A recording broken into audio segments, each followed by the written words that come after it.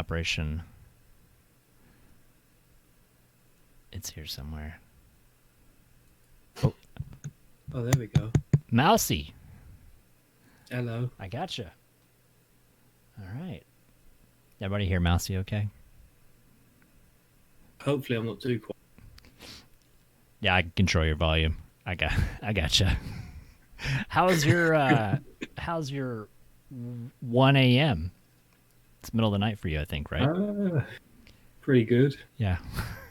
Obviously it's World of Warcraft night, so... Oh, is it raid night or is it just play night? Yeah. All right. Both. Okay. Both, I suppose.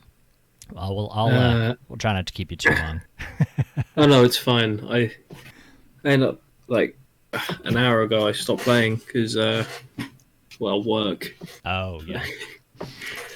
Valheim's taken over. Oh, well, I guess that's a good thing, though, right? Staying busy is good. Sometimes. Sometimes. Unless it's Friday night and you're on WoW. Right. So it was mentioned. Actually, this was Ty War's idea. It was an obvious thing that just never clicked for me. That I was like, we should get Mousy on and talk about hosting servers. Like I had mentioned, you're kind of unsung heroes behind a lot of content creators and streamers. I mean, you guys are doing the busy work setting up servers and making sure that shit works for people. So I thought it might be an interesting insight into kind of what goes on with you guys. If you want to. Yeah, I thought it'd be interesting too. Yeah. So it's a bit hectic. yeah. I can only imagine it's got to be a lot of work. I don't sleep much. Wow. So I guess first off, it does. Or well, actually, let's give your proper announcement. Sorry, I'm talking like everybody knows who you are. I feel like the people here probably do. But if you don't know Mousy Mars, what's your actual title with Logic Servers? Are you the owner? Are you the sole proprietor? Do you do everything? I just call myself director. Director. Okay. Director of logicservers.com. And you host generally a lot of servers for my buddy Slipgator, who everybody knows. Yes. So how did you kind of get started in going in that, like, where was the spark for, like, I want to be a game server provider, host? I don't know the right terminology. The idea to, like, not be a gamer, not be like a content creator, not be, I want to host network servers and game servers. Like, do you have a background in that, or was that just something that just kind of presented itself to you? Well, I've ran a Minecraft server since Minecraft began. Yeah. And I ended up. It's funny how I got into all of this. So it started with Exuma, which you might know, you might not. He's a YouTuber that does Minecraft. He's amazing. I want to interview him too. So if you can put in a good word. I can do indeed. So I started working for him. I'm actually a web developer. Okay. That's what I actually do. And then from there I made Slip's site. Mm-hmm. And then Slip kept bitching to me whenever we were on calls that survival servers sucked.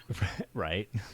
And they had to move all their servers to his computer. So I said, hey, I've got a server. I'll just run your games on there. So we started doing that for a while, and Mazion had an idea that we could kind of just host other people on there and get them to pay, and then it would pay for the server. So we started, we put out a little thing, started getting other people on, and then the server was paid for. Yeah. But then a lot more people wanted servers. Right. And then it just kind of grew from there. Well, that's cool. So,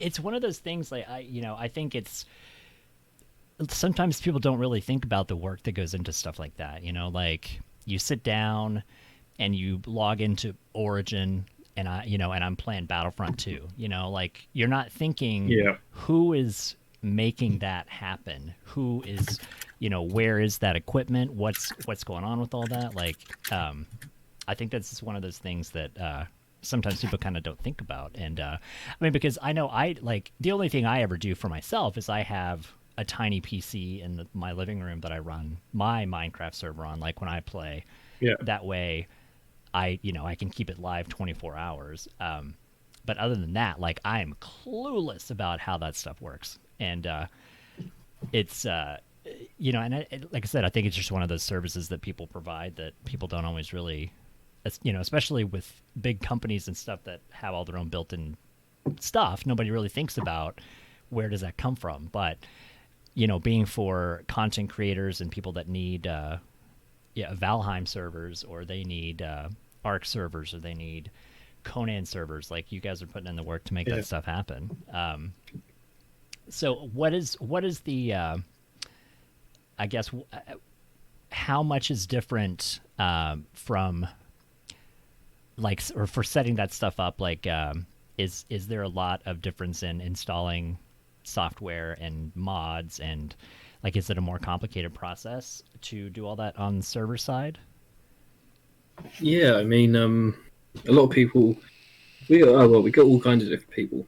Some that can probably do it all themselves if they really wanted to, and some who have no idea what they're doing. And we try and cater to everyone. Mm-hmm. So what we do is, I write a lot of code. A lot of my staff do, and we try to automate all of those little functions that people kind of take for granted, I would say. Right. Being able to click a button and install a mod. Right. There's a lot of work behind the scenes to make all of that seamless and, like, just kind of work. I think our mod installer has about 2,000 lines of code. Wow. Just so that you can click that button. Just the one button install that is so famous on servers, on web hosts and such. Yeah. And we have to constantly kind of add new mods. Like for 7 Days to Die, some of you may know him, some of you may not. Karun, he manages all of those mods. So if one gets an update, he goes in and he has to put that link in so that you can download the right version. There's all different kinds of things, but as an end user, it's great. Click a button and your server's modded. Yeah. So now is that how that works from my perspective, like from a user perspective? If I visit the site logicservers.com, and I, as everyone should when you need servers, if you go in and you pick your stuff, and like is everything kind of set up for that? Like if you were to pick a 7 Days to Die server, everything is set up for a one button install, or do you kind of customize and cater to, like, if somebody wants certain mods, or is how does that work? I mean, we can put anything you want on there, really. We do the installers for popular ones, I guess, because there's a lot. Right. Yeah, I was going to say there's multitudes. Yeah. So, and the other problem is, I mean, for example, when 7 Days to Die updates, it can take us up to a month to actually get everything put in to have everything fully functioning for it. Right, because you've also got to account for mods that don't work together, and all the versions and the changes and everything, because shit breaks constantly, I'm sure, whenever people update everything. Too much. Too much. Valheim's a great example of breaking, I think. Yeah. I've had to fix saves on about 50 servers today, and it was not fun. Oh, wow. Wow. So, yeah, because that's a brand new, I think somebody said, I think it's only been out for like 3 or 4 days now. Is that right? Yeah. 3 or 4 days of being slammed by tickets. And so you have to learn kind of how all of that works. Like, as a server host, you're kind of learning a player is only encountering bugs, and you are on the other side of that encountering this doesn't work together, or this corrupts, or this does that, and Yep. so you're learning a whole different side of the game that no one is ever I going to see. guess we refer to ourselves as professional Googlers. Right. Because, to be honest, most of the day is Googling. But eventually you build up your own little encyclopedia, right? Yeah. So normally it takes staff a long time to build that up. I mean, I've done this for years. I can just take one little glance at something and know exactly what's wrong. Yeah. You know? And it could be a million different things, and I'd probably know it. Yeah.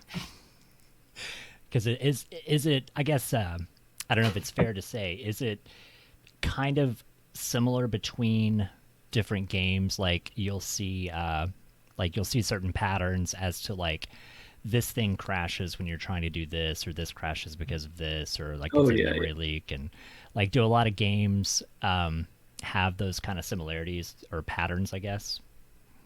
Yeah, definitely. We group a lot of games together. So okay, I'll tell you a little secret. All right. That location drop down on the website. Most games are actually part of the exact same allocation group. Okay, and what that means is we sort them by game engine. Right. So if you're buying a Terraria server, you're getting allocated the exact same spot that a DayZ server would take, or a 7 Days to Die server would take. Okay. Whereas if you buy Ark, that could be a Conan server space, or something like that. Because when you deal with the game engine, you find a lot of common issues between them. So you can find the same issue in Conan that you can find in Ark, and then that actually happens quite a bit. Yeah. And then we have to kind of jump around it, and we can apply it to all of them, really. Yeah. Okay. And what about what? It just popped in my head. We're kind of jumping around a little bit. So what's the what do you think about this resurgence of Rust? And secondary to that, how difficult is it to set up and run servers for Rust? Is that complicated? Is it a lot of Rust work to is that? easy to set up. For us, it's an absolute nightmare. Right. Rust has a lot of problems, mainly CPU efficiency. So we're in a fortunate position because we run a lot of servers. So we're able to run Rust a lot better than most hosts. Yeah. Because we're able to say we have 20 physical boxes in a rack. We're only running like 2 Rust on all of them. Okay. And that's because Rust uses so much CPU that if we put any more on it, everyone would lag. Right. Which means it's a lot of work for us to figure out where to put Rust servers. And with Rust just blowing up, we've gained, I think, 400 Rust servers. Wow. And we've had to find a space for them. And it's a logistical nightmare. Yeah. So are you able to say, I don't know if there's a number to this or if it's something you want to reveal, do you have a number for how many servers you have, like your I don't even know what the terminology would be, like all of your hardware, all of your power, like the we call them nodes. I think we don't really count it, but if we take a look at my document, I think it's easily about 400, 300. Okay. Just a lot of servers to manage. Yeah. Now I think you kind of have some of those in different places in the world. I think, is that what I've heard? I think you have a lot of them in the UK, I guess, and then you've kind of you've acquired some different ones in different places. Yeah, we own our own hardware in 6 locations now. We're in other ones as well, but those sites, in America and in Europe, London and Stockholm are kind of where you would want to be. Right. We have a lot of them. That's very cool. I think we use them to run. I think we're currently running 4,000 game servers. 4,000 game servers. Yeah. Wow. And I guess that probably ranges from anywhere from, I guess, like an individual that wants to play games with their friends up to, high-level streamers, content creators, that type of thing. I mean, because you we've got cater to everybody. Game studios as well using Logic servers. Okay. A lot of modders. Yeah, pretty much everyone. We even have communities that rent multiple physical boxes from us. The whole thing just for them. Wow. Well, that sounds like good business then. That sounds like you're doing you're doing the Lord's work. That's It's working out. Let's say that. Yeah. I mean, going from, I guess, now, how long have you been doing this? How long, when did that officially start? Privately for about maybe a year. Publicly, we've been open 5 years now. 5 years, okay. Yeah, 5 years as of May, actually. Okay. It doesn't seem like that long of a matter. I mean, because I've watched Slip I've known Slip for a long time, and I've watched him play, Yeah. and it seemed, it's one of those, like, it kind of seems like it's longer, but it kind of doesn't seem like it's longer. So I guess time just kind of, I don't know, time. I've known Slipgate for an uncomfortable amount of time, probably about 8 or 9 years. Yeah, It's kind of weird to think about, isn't it? Yeah, I'm just going to answer a quick question here. Yeah, we do host in the data center, like Equinix. We don't actually use Equinix at the moment. We use CoreSite, Internap, and a bunch of different other ones. Hope that answers your question. Yeah, Steam Job kind of knows some of that stuff. More, I'm one of those, like, I can build a PC, I can kind of dick around in settings and config files, but that's about as far as I go. As far as the scientific part of it is where I don't follow any of that stuff. But there's Ty War, network engineer. I couldn't remember what Steam Job's title was. He's a network engineer. I guess one of my hats is network engineer. Yeah. So. So what is your typical day? What kind of goes on? Like, you wake up at 2 a.m. and you went to bed at 1 a.m. because somebody has like, what is like your average day consist of, like, from for work, or like as far as a work perspective? Well, I set my alarm for 10 a.m. and I sleep through it, and I get up at 12. Then I'll probably have a donut for breakfast. And then I basically look at my Trello and cry a little bit inside. No, I have normally during the day, UK hours, I normally have meetings with different companies. So I'm on the phone quite a bit. And then I've got a fantastic support team. So I don't really have to worry about that side of it. Yeah. I kind of look over some stuff, do some system admin throughout the day. It's pretty boring, if I'm honest. It's not a lot happens until about, you get to about maybe 9 p.m. and then I jump on Warzone or World of Warcraft until 4 a.m. and then I sleep again. Right. That's kind of a rock star schedule. 4 a.m. to wake up at noon. Like, it's a fun schedule. It's funny. Like, I don't know that I'm ever going to have the opportunity unless I'm 90 years old, but I would love to live my life without an alarm. Like, that's kind of been my goal, is to not have an alarm clock for my life. But I'm not quite there yet. That's That's kind of my dreams and my hopes and dreams. My hope and dream is not to be woken up at 5 a.m. after I've been sleeping for an hour because something's went down. Right.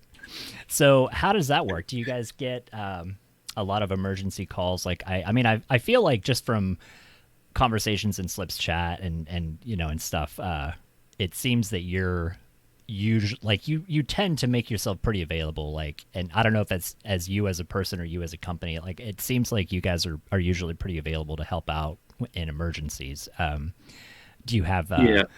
Do you just keep your phone by your pillow just in case, or is that? I do. Yeah, I do actually. Wow. So my phone lives under the other pillow. Yeah. And I have another phone, which is the business phone. And if that rings, I know I'm in serious trouble. Right. But yeah, no, I'm pretty available. I think a famous incident was me being in the shower and having to get out to help Slip. He's kind of a needy individual, isn't he? He's got to work on Slip's time. It's all. No, I'm just kidding. It's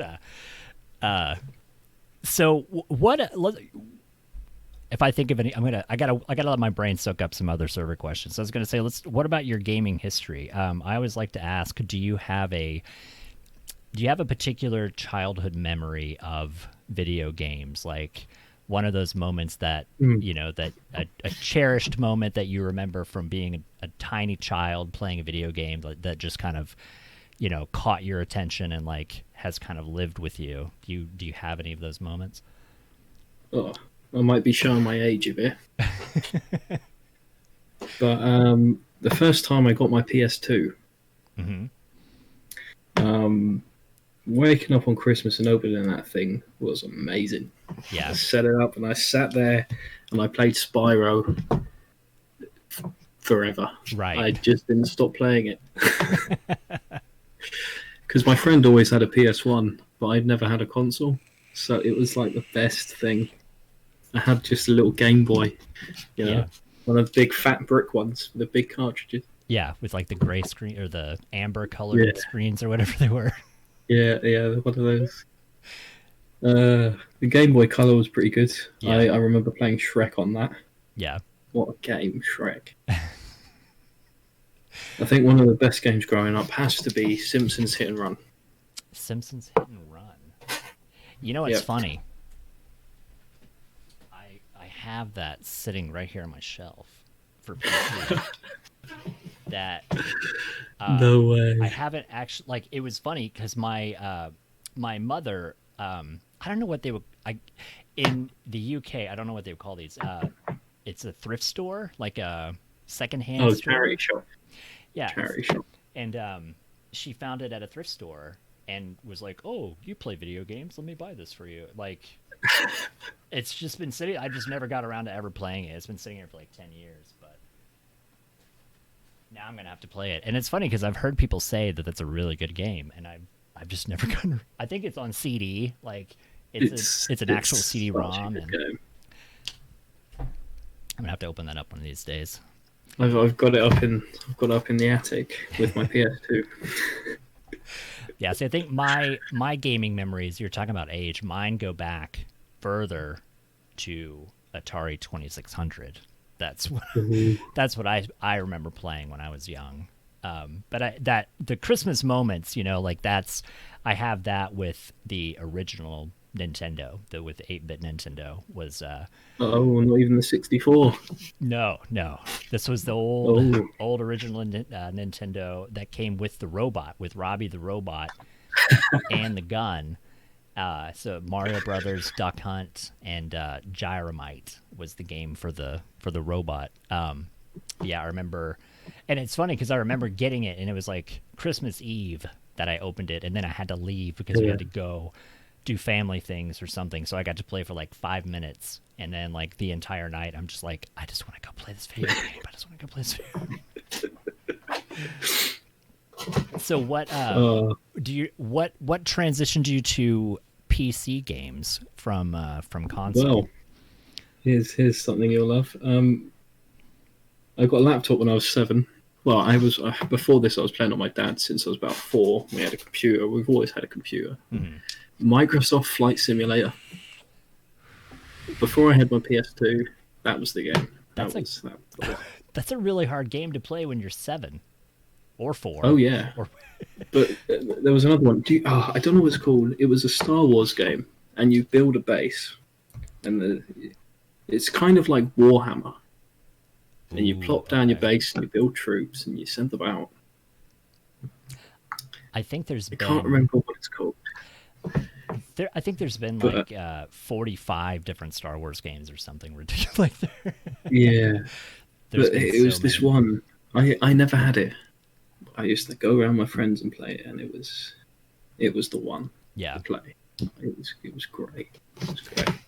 Now, what was and again, but if I ask something that you don't really want to answer, then by all means. Are you from the UK? Have you always been in the UK, or were you from elsewhere? Oh, I'm Irish. Okay. So, what was gaming like growing up? Like, what was the culture like? Was like for us? See, because I know since you said PS2, we've got a generation gap. Was it like growing up? Was it like nerdy? Was it like, because that's how it was for me. It's like, oh well, nerds play video games. Like you guys are, whatever. Or was it more accepted? It wasn't accepted by parents, but I was kind of in the group that all played games, so it was, and I think really it started getting more accepted when the 360 and PS3 came out. Okay. Before that, especially if you had a GameCube, you were a little bit nerdy. Right. I had one of those. Yeah. If you had the PS2 or the PSP, then you're fine. But if you had the GameCube, that's just too far. Yeah, it's funny. I worked at Toys R Us back when back when PlayStation 2 came out. I was working at Toys R Us, and I was there for a long time. Like, so I got to see the PS2, the 3. I got to see the N64 and the GameCube, which I bought. I've always been more of a Nintendo fan because I started PC games pretty early. Like, I skipped Super Nintendo, I skipped PlayStation, I skipped, I skipped that generation of consoles because I was already playing PC. And I could already get most of those games on PC. But Nintendo, you've always got Zelda, you've got Mario, you've always got those exclusives for Nintendo systems. So I always ended up buying those. But I skipped like PS2, PS3. I do have a Dreamcast though. Do you remember Sega Dreamcast? Yes, yeah, I do. I remember playing the N64 and the Dreamcast. But the best thing that I got, I didn't own those, by the way. The best thing I got was this little thing that I picked up from a shop. It was a controller you plugged into your TV, and it had all the Saga games on it. Yeah. Everything. It was just the Dreamcast controller you plugged into the TV, and I played that thing non-stop. I think I remember seeing those, yeah. It's funny because a lot of people, because I got my Dreamcast, it wasn't brand new, and I don't really remember how I got it now. I think somebody sold it to me or something, but people were talking like it was coveted. Like the Dreamcast was like nobody had a Dreamcast, but I don't remember it being that way. I don't remember them being hard to get. Like I remember we sold them and like we never had a shortage, but it seemed like a lot of people have talked like the Dreamcast was like that was an elite status if you had a Sega Dreamcast, but I don't remember it being that way. Well, if we're going to talk about elite status,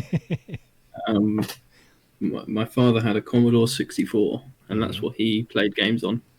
I did that too, yeah. And he would have to type in line for line everything from the little book to play the game.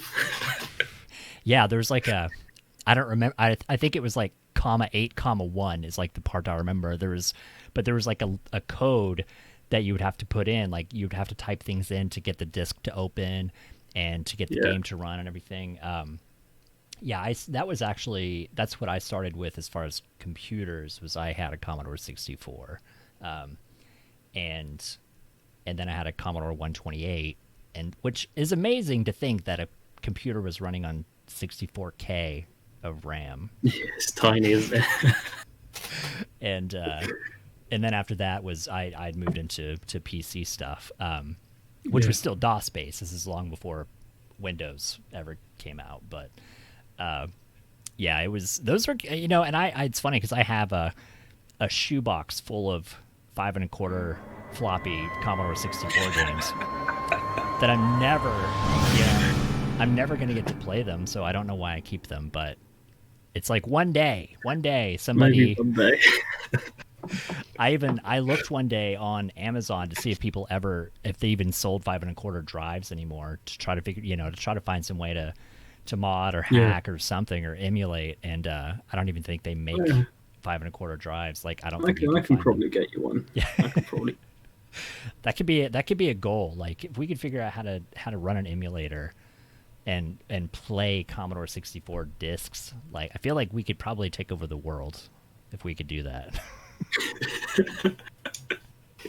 I think you'd have to come up with some janky solution for it, but I think you could do it. Yeah, if we could wire it to like plug into USB or something. Like there's got to be and just to get the games off the disc. Like I think that's really the big thing, is we could just get, because even a shoebox full of games. That's the easy part. Yeah, like they had no DRM back then. Yeah, because the game, even a shoebox full of 100 games is going to fit easily on a CD or a thumb drive, like So if we could just offload all of that, and it's funny because I still have. I showed this the other day from Elder Scrolls. My mind just went blank. What is the popular game? The Elder Scrolls, Skyrim. Skyrim. I have the original Elder Scrolls Arena. Elder Scrolls 1 is called Arena, and Part 2 is called Daggerfall, and then 3. Here's something that you'll love. Yeah. I have. They done a special edition, and I have that game on a CD with a built-in emulator for Windows 10. Nice. Yeah, because mine's Arena, Daggerfall, all of like the old text-based ones where you had to, okay. Like Zork. Did you play Zork? Do you remember Zork? It's an old text-based game. That's the one where you're kind of in a cave or dungeon or something. I think you start. Yeah, I think it's like you start and it's black, and then like you have to like turn right, turn left, whatever, and then you get eaten by a grue, and then it's all over. Yeah, I've seen that one, or something similar to it. Yeah, Arena was good. Daggerfall, like that was one of those games that I kind of started seeing this was like right at the infancy of the internet, and it was one of those things that playing the game, like you're surrounded in this whole world, and like you kind of have this idea in your head of like, what if other people could be in this game with you at the same time? I think this is the moment we have to talk about RuneScape. Oh, see, I missed RuneScape. I unfortunately never played RuneScape. It was kind of the first ever MMO, really. Yeah. And it was so shit. Yeah. At the start, it was so bad, but it was so far ahead of its time. I didn't start playing RuneScape till like the end of Classic, but I still play it. I think I'm one loyal customer. So is that your longest playtime for a game, like your longest loyalty, or no. what's the Minecraft. The longest? Minecraft, really? I probably have over 25,000 hours in Minecraft. Wow. Yeah, So have you played it basically since day one? yeah, I have. And I used to actually have a build team. I used to run Exuma Void servers. Mm. I have done a lot with Minecraft. Wow. Okay. Okay. I got into Minecraft late. It was probably like Oh, really? 5 years ago or so, I think. Oh, you missed all the good mods. I missed like I never. That's my problem. Is like I never learned how to play vanilla. So I started with Oh, yeah. oh god, what was it? The horrible mod, Greg Tech, I think it was. Oh, I love Greg Tate. Don't say horrible. It was like it was Oh, so complicated because it was play like 4.7 Greg Tech. That is what you wanted.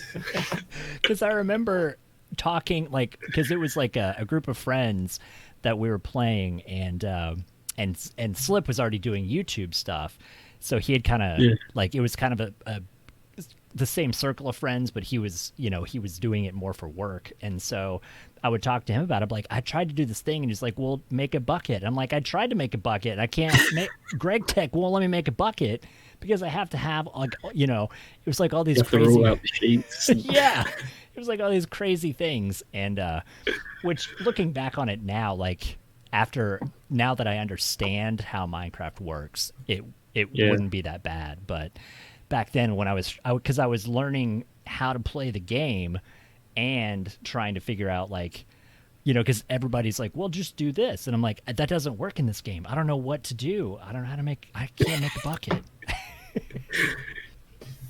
But yeah, it was so that was I skipped learning vanilla. So I'm shit at vanilla Minecraft, but I'm okay at modded Minecraft. I started on vanilla, building huge. I built Batcave, Oh all yeah. that stuff. All the redstone stuff. I love it. And then I kind of, once I started playing modded, there was no way I was going back to vanilla. I Right. mean, That's kind of I how I logged feel into too. modded, and the first thing I did was build a massive train track. Yeah. And there you go. So are you yeah, he'll never know if you say this. Are you better than Izuma at Minecraft? Oh, He's not going to find out. You can what about if he's here? Zuma, are you here? Yeah. Oh, yeah. I've watched a lot of his he stuff. might. He's really good. I like a lot of I his think stuff. he's overtaken me Yeah. in how good he is. But I mean, I actually used to help him make the Mythbusters. Oh, okay.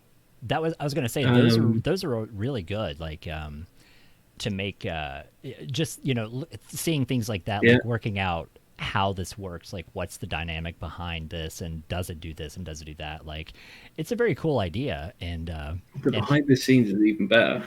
Oh yeah, So we enchanted 40,000 books, wow. and we actually wrote our own custom code to do it. Hmm. And that was probably one of the biggest Mythbusters,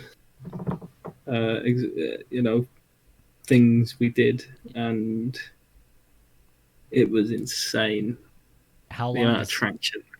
how long does something like that take? Oh, we must have spent like 3 weeks on that. Wow. Probably more. I can't quite remember. It was absolutely insane. I kind of miss breaking Minecraft. Right. I mean, it's you gotta push the limits sometimes. I think to Yeah. know where where the game ends and like figure out what you can do to I guess to exploit the game and exploit what the things will do and figure out is this Yeah. going to break the game. And I mean, because either way, like that's helpful for other people, and I would hope that devs would watch things like that and be like, oh, these guys know more about the game than we do. Well, I actually I met Jeb in 2015, and I asked him, and he said he did watch it. Oh. Well, that's I So mean, that was interesting. so that yeah, you're I mean, at least you know that it's being seen. I mean, stuff like that must be valuable. Because I mean, it's Yeah, they've I, because they don't have time to do that. I'm sure, or they maybe oh, they don't no. think to do that. I don't know. I don't know. They're a lot bigger than now. Maybe they've got people, but Yeah. um, yeah. So what's so RuneScape, Minecraft, and you play. How long have you played World of Warcraft?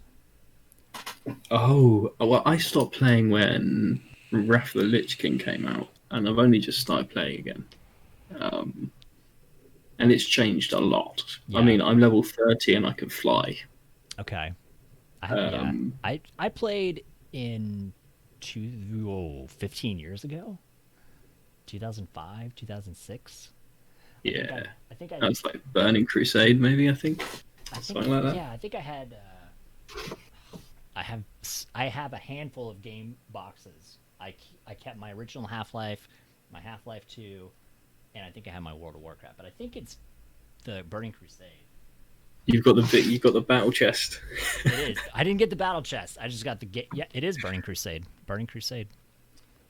Yeah, I think I did that and I think I did Wrath of the Lich King too. But that was about I got the I still have my battle chest.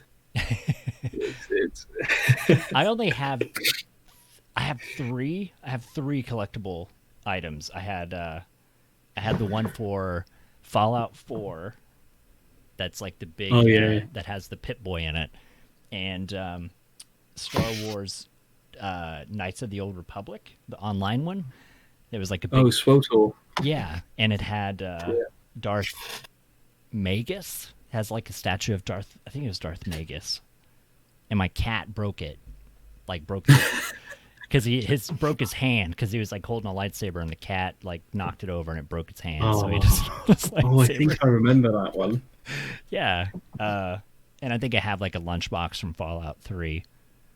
But other than that, yeah, like it's funny because like I never really I never really followed stuff that closely and never really thought about getting all the cool swag until more recently. But yeah, like back then, it's like if I would have gotten, I mean, especially if you bought two of them, you buy one to play and you Oh buy yeah, one to yeah. keep, because people would pay outrageous amounts of money for stuff like that now. I have every single Halo collectible, and I never built any of them. They're all still in packaging. Right. So speaking of Halo, are what is your kind of it's a bad segue. What is your go-to type of game? Like, are you more focused Uh, toward like FPS or RTS or MMO? I like RTS. Yeah. I mean, I'm just going to take a look down my Steam here real quick. All right. Bioshock and Dishonored, amazing game. I love stealth games. Okay. Stealth games are great. Thief, Dishonored. Dishonored's my favorite game. So is Bioshock. But if I look down here, I play a lot of games like Factorio, Satisfactory, Okay. Surviving Mars, Frostpunk. If you haven't played that, I've seen Frostpunk. I great. saw Slip play that game. Yeah. I can't get Northgard, into that's a good one. the real time stuff. I can't. I'm not good at that. I don't have that part of my brain to do that stuff. It's not just like RTS. It's like city build, like city skylines, like that Yeah. kind of stuff. Like putting on all the. It's basically modded Minecraft in a different game, right? Um, Maybe I'll have to go back and try those now. they're great games. I also I love Halo Wars. Halo Wars is such an amazing game.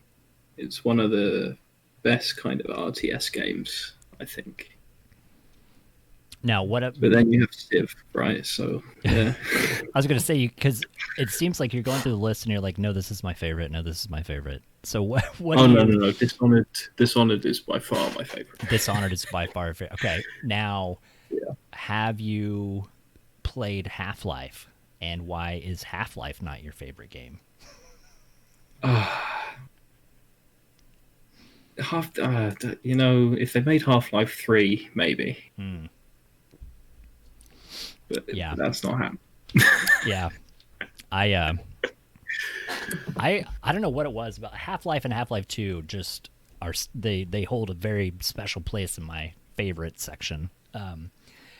Yeah. I want to play actually in another good a bad good segue. Have you gotten into VR? Like I want to play Half-Life Alex, but I haven't gotten around to it yet. Have you dived into any of the VR gaming stuff yet? I have one of the Samsung VR headsets for my phone. Okay. That's about as much VR as I've done. Smash hit in VR. Whew, that I mean, after a while, you actually feel like your head's starting to hurt because it looks like you're crashing into the glass Right. panes. You know, um, I VR's good. I think they need to work more on it. yeah. Um, I will say the Quest 2. I picked up the Oculus Quest 2 a few months ago, and it's battery powered, rechargeable, and wireless. So yeah, you don't have to be tethered. But the other cool thing, and this is not a sales pitch, I don't work for Oculus, that I just found it was really cool that it's, with it being wireless, like it's got its own Oculus store, and then you can also get a USB-C cable and link it to your PC, or you can play, yeah. or you can remotely wire in or link in to your PC to your remote desktop, and play PC VR games. So basically, your Well, like through PC, Steam. right? Yeah, it logs in through Steam, like through Steam VR, and then so your PC is doing the lifting. It's running the game, and you're basically mirroring it to your headset. So you can either play wirelessly or you can tether and play PC games. And for 300 Is that the bucks. one that's like an Android smartphone in the, so you can play like basic VR without plugging into anything? That's the one, isn't it? It's yeah, like it's well, Yeah. I think it's an Android system that it runs, yeah. And it seems to be pretty good, like as far as it has its own store. Yeah. So it's got all the Oculus games in the store, like the Oh, that's the same as on my Samsung phone. yeah, like That's this. what I use as well. It's like Super Hot and like Beat Saber and stuff like that. I've never played Super Hot. It's Never played. it's interesting. It's weird. It's I've just played the demo. Like it's funny because I got the headset like in October, and I'm trying to work out a way to I've got to work out the logistics of being able to stream with it. And so I've skipped playing games. Like there's a lot of, I picked up a lot of games in a humble bundle, and I Yeah. haven't played them yet because I don't want to just play them and then ruin the experience. Like I want to I want to save that for like to play it on stream. And so like I'm basically abstinent from playing VR games because I'm saving them for the stream. Same thing like with Yeah. Half-Life Alex, and there was a Walking Dead game, Saints and Sinners, I think it was. That looks amazing, and it's supposed to be really good. And so, like, I had these games just waiting to be played. But my big thing is I got it because I really wanted to watch 3D movies through the VR headset. And It doesn't work, does it? you can. This is like everybody makes fun of me for this because I have a 3D television. Yeah, so do I. See? And I get so much shit because of having 3D television because like no one cares anymore. No one wants 3D anymore, and they don't make them, and you can't get them in America. I'm not sure about like I think they're bigger in Asia. Maybe they're still popular, but can't get them in America. They just had no films, really. That's the problem. Yeah, so it's like as soon as my TV dies, I have 100 3D movies that I can never watch again, and so you can. That's what I got to looking into is you can actually rip and re-encode them into like because I guess Blu-ray DVDs, it's like a frame packed 3D thing, and then you can rip them and re-encode them in side by side 3D and watch them in a VR headset. And it's like an IMAX, like it's because you get this giant screen because it's 2 inches from your eyeballs, and so you get the experience of being in a giant like IMAX theater watching a big giant 3D movie. So for me, like that's the part that I really wanted to do. Like not so much the games, like there's those handful of games I want to play, but most of it was just to watch movies or watch Netflix. Like you can watch Netflix in your VR headset. I've watched Netflix in VR. Yeah, you can just sit back in like quiet room, like you're in a pretty cool. Yeah, it's like sitting in a room that's not your room, in a different stranger's house, watching their giant noise television. cancelling headphones on. Yeah, and then you just kind of disappear. The only problem I have is it's only one scene. You're in like the Alps or something. Right, it's right. Just the It's like the look out the window and it's like snowy and just like a fireplace around you and stuff.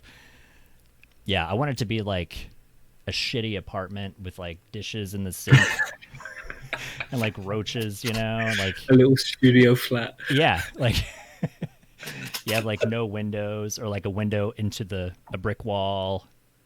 Yeah, like a New York, tiny little one bed, no sink, no shower, just the bed. Yeah, you need you need some kind of escape from reality, maybe, or maybe but like putting a person in a giant $10 million house. That I want it to feel a little bit more realistic. Yeah, I'm not gonna be in the Alps, especially I'm not gonna be in the Alps watching TV. No. That's the other thing I don't understand about it. Why would you pick there? Why? Of all the places to watch TV, you're there. Right. Yeah, it's like they pick these really nice, fancy places, and it's like that's the last place. I wouldn't be sitting inside. I'd be in a bar. I'd be somewhere if I were. Yeah, exactly. Not just hanging out. Spend more time looking at the view than your actual show on Netflix. Right. Yeah, that's kind of been my go-to thing with the VR. So I do have pretty high praises for the Quest 2. I mean, for the price especially, because like I said, it's like $300. Yeah, that's pretty good compared to being like $1,000 for the Index or the I don't know how I think it was like 80 quid, and you got to just put your phone in. Yeah, I think that's what I started with. I got one of those little things from Walmart. Those like $10 that you put your phone in, and like the Google Cardboard. Right? Yeah, kind of like that. Yeah, and then like your phone gets really hot, and then you're worried it's going to crash. And yeah, that's the problem with it, isn't it? Yeah, and at last, your battery's dead within like 30 minutes of trying to play something. Pushes your phone really hard, doesn't it?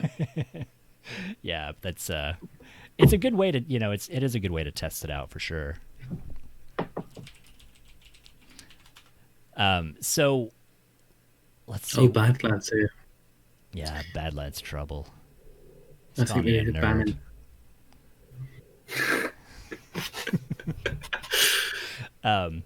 So let's see. What makes you tick as a person? Like what does Mousy Mars do on a regular day that doesn't include work? Like, are you into comics? Are you into movies? Are you into books? Like, what's your... I watch an unfathomable amount of TV shows. Okay. I mean, probably watched everything on Netflix, Amazon. I even bought Hulu, and I went down it. I watch a lot of TV. Zuljan can tell you. Me, Zuljan, and his wife. We were in Seattle together, and I think me and his wife just talked about TV shows the whole time. Right. Might have got a bit jealous, Yeah, I was gonna say. I think because I talked to Zuljan, we did a chat, and it seemed like he doesn't really watch a lot of TV, if I remember correctly. No, not compared to Tracy. Right.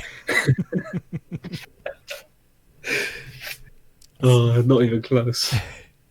So what's your top list of TV shows that you got going on right now? Like what are you into? See, you see, you can ask me about games. I'll tell you what my favorite game is. If you're talking about TV shows, what am I watching at the moment? Snowpiercer on Netflix. Great show. Was it? I haven't started that yet. I liked the movie, but I haven't started the show yet. TV show's better. Definitely recommend it. Okay. Definitely TV show. I was watching the Winx saga, Fate, the Winx saga. Yeah. It's. Well, I got to episode 2. Okay. I was going to say I've heard I haven't mixed watched feelings any on that more. one. Yeah. I haven't watched any more because obviously The Expanse. Absolutely insane show, and American Gods as well. Them two they're releasing more episodes, so I just haven't had a chance to watch the Winx saga more. Yeah. So I don't really have an opinion of it yet. Obviously, Vikings just ended. Vikings. I haven't gotten into that Speaking one. of Vikings, everyone should buy yourself a game server for Valheim. new game Valheim. Get your Logic servers. Let me type in the code, logicservers.com right Plug-in. there. Everybody go check it out. Sex in the City. I've never watched it. Never watched it. I think if I had to put a list of my top shows, okay, from recent years, The Good Place, that's number one. I've watched it 3 times over. It's great. I've never By the watched way, that. Here's the thing with The Good Place. You can never watch it the same way twice. And so when you experience it the first time, you will never experience it that way ever again. Right, okay. And when you watch it the second time, you're kind of watching it and it feels completely different to the first time, to the point that you're not even quite sure if it's the same show anymore. Okay. So if you watch it twice, you'll see what I mean. But it's just how it's all set. It's great. Recommended. A lot of people say it's really good. I tend to watch horror only. So I find it like keeping with the image. I enjoy other things, but horror and sci-fi usually take priority before anything else. Yeah. So. Well, if we're going to go down horror, yeah, let's hear it. Now, there's going to be mixed opinions on this, but the Purge TV show. What is that on? It's on Amazon Prime. Okay, I think I've totally missed that. Then I didn't know that it is underrated. Okay. I prefer it over the movies. Massively prefer it over the movies. What other horrors? Horrors mostly films. There's just TV shows don't really do well. Did you watch Lovecraft Country? I did not know. It's on HBO. I don't have HBO. Yeah, that was. I normally wouldn't, but our AT&T, like one of our service providers here, offers it. Like my internet is through AT&T, so I get free HBO, and that's the only reason. Because otherwise, I wouldn't really pay for it. But it's interesting. I like watching HBO when I'm in America. Right.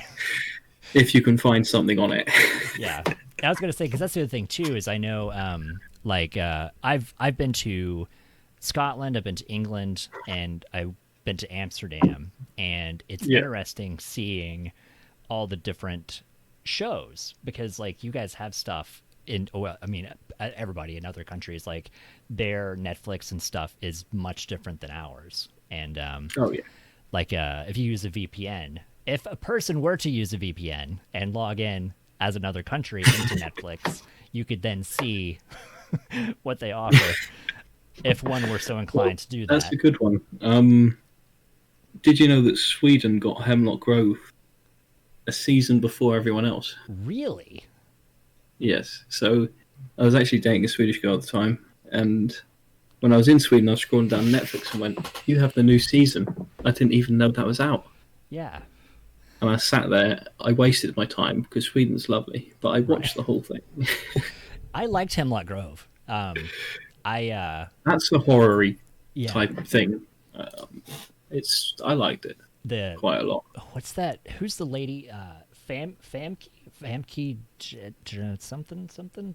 The tall mother in the movie. She's quite a lady. She was also. I think she was in X-Men. I think. Was she an X-Men? Am I thinking of I'm somebody trying to else? remember what she looks like. It's been so long since I watched it. Yeah. And that was the Skarsgård kind of grew on me. Yeah. And then, so like, I think a lot of people when the new Stephen King It came out, everybody's like, who is this guy? But I kind of felt a little bit better because I had seen him do horror. So I wasn't really like, that's another good question. What do you feel about remakes and reimaginings and whatevers? Here's a good topic. This might get spicy. Yeah. How do I say something not controversial? I would just say the most controversial thing you can. And let's just divide the room down the middle. Just everybody's going to be like, what? And everybody will be like, yes. Okay. I'm kind of against it. I really hate when they do a remake that is nothing like anything that fits in that franchise. Right. For example, here, and it's a good example, Ocean's 11. Right. It was honestly terrible. They took everything from Ocean's 9 and ruined it. Yeah. And Ghostbusters is another one. Yeah. They overdo it, right? Right. I like watching stuff where instead of just replacing men with women, it's women cast in the first place. Right. And there's so many good shows and movies that do that so well. So I wouldn't mind it as much if they made it good. Yeah. Instead of just For trying example, to replace it, just replacing the cast and trying to do it again, like it just doesn't. Like I know, like the sexy fireman. Right. What was that about? Can we just? I mean, go for it, but you know. Yeah, it's definitely, that is one of those areas where it's like it's a very fine line between like, you're a pig, you can't sit. That's just because it's women. You don't, it's like, no, it's really nothing to do with that. It's just if they do that with anything, if they took a female movie and replaced it with male characters, it would be the same thing. It'd be like, why would you do that? Like well, James Bond's it's happening with James Bond at the moment, isn't it? Are they replacing him with a female lead? Basically, James Bond dies, and the 007 number is allocated to a woman. Now, a lot of people have brought up the fact to say, well, why don't you call it 008? Right. Because you can't. Because now what happens if somebody in the film refers to 007? It's not going to mean the guy that just passed away, is it? Right. Because now it's the. So how they've done it is a bit. That's kind of a weird thing. Yeah. Like, because that was his designation. Like, it wasn't. Yeah. It doesn't seem like you don't just get rid of someone's call sign and replace them. Right. Yeah. That's their call sign. That's always going to be their call sign. That's my problem with it. I don't really give a shit that it's a woman or whatever. It's just a call sign thing. Yeah. Just call it 008. Call it 009. I don't know. Because people would, I mean, and it's not like people wouldn't understand it. Like, people aren't going to be like, 008, what is this all about? They're going to be like, 00. You'd have to do something more catchy than 008, I think. Yeah. Because 007 just rules, you know. But, double ODs, maybe. There you go. That's the next one they're gonna do. Yeah, Demon Slayer saying Coyote ugly with men. Yeah, Magic Mike. That's what Magic Mike was. It was this coyote.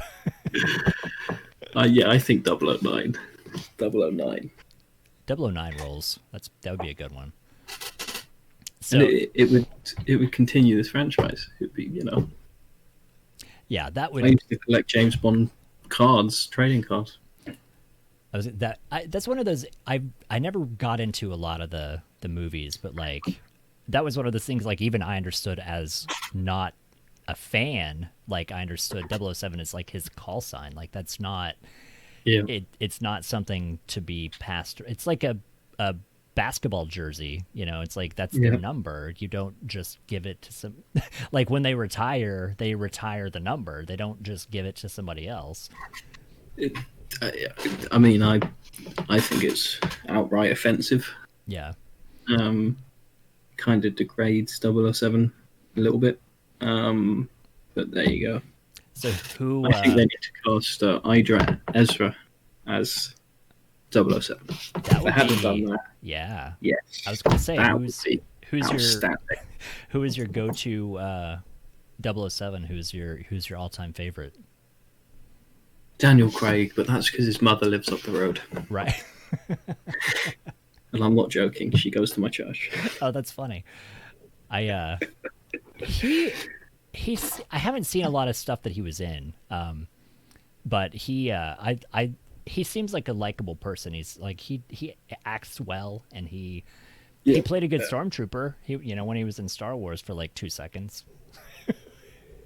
Which one was him? I can't quite.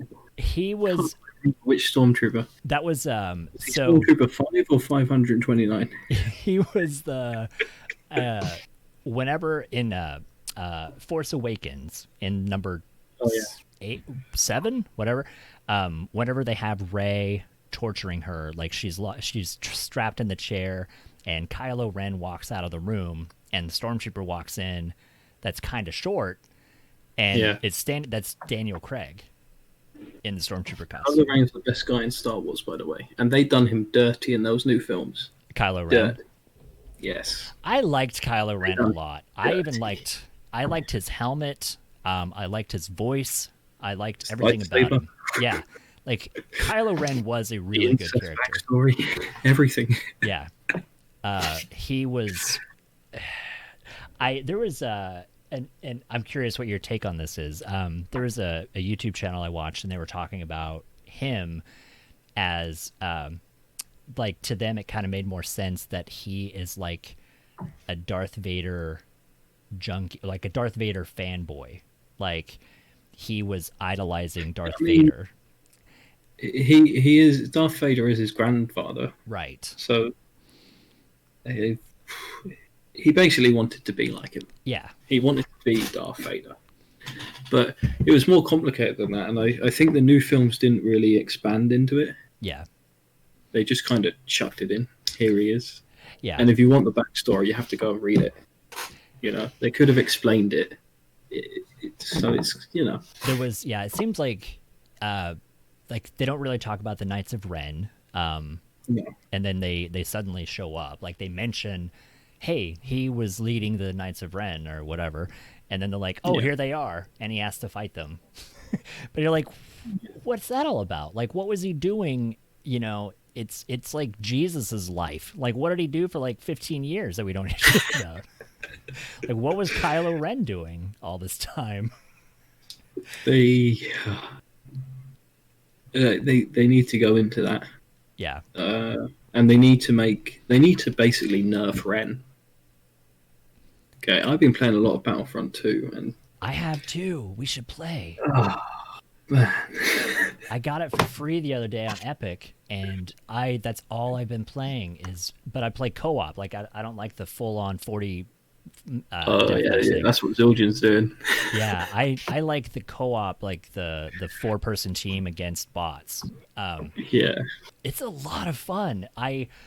If I had known it was that much fun, I would have gotten it. Like I would have paid for it like sooner. But I didn't pay for it either. Here's a story for you. I got that game for playtesting FIFA 2020. Oh, wow. So is that does I'm trying to come up with a stereotype joke that doesn't sound terrible. Does EA want people in the UK to play test FIFA games and not in America? Like, is that... So America has no EA testing facilities. Oh, okay. The testing facilities are in Stockholm, London, and Vancouver. They don't want Americans near their games. They just want them to buy the loot boxes. I mean, because for one, it makes sense. Like, we don't know anything about soccer, football. Like, we don't very few people know in America. I I think I can tell you, but I don't know. But I did also play test a Battlefield game. Mm-hmm. What's happening with that game? I don't know. But I've told you now, so my NDA is broken. Right. Yeah. They're it's interesting because like I usually don't even get into online shooter stuff. Like I kind of prefer the solo FPS stuff, but Yeah. it was trying to find co-op stuff to play with people, because like that's a fun thing too. Like that's part of the reason like I kind of got into trying to stream, was like I just want to play games with my friends again, like because so many people stream games and like that's We want the old Azzy community back, god damn it. it's like I just want to play games with people, like and it was funny because that was actually me and Slip and another like that circle of friends, like we played SWOTOR, and Yeah. and I remember I don't remember the date, but I remember the day like we log in and they nerfed sorcerers, and we're like, fuck this game, like we're done. Close it again. Like I can't play this now, like they've ruined everything, like Yeah. and I remember that with World of Warcraft, actually that was one of the reasons I stopped playing World of Warcraft, was they nerfed tamers, because I would always go out, if you were playing back at this time, I would always go out and find Broken Tooth, because Broken Tooth had like a 1.3 attack speed and like fastest in the game, and then they averaged all the attack speeds of all pets, and so it's like that's pointless to go find a rare pet. They broke them all. Yeah, so I was like, this is dumb. Like if everybody has, like what's the point in trying to find a special pet if every one of them is going to be the same? Like that. See, I was much more into RuneScape than WoW. Yeah.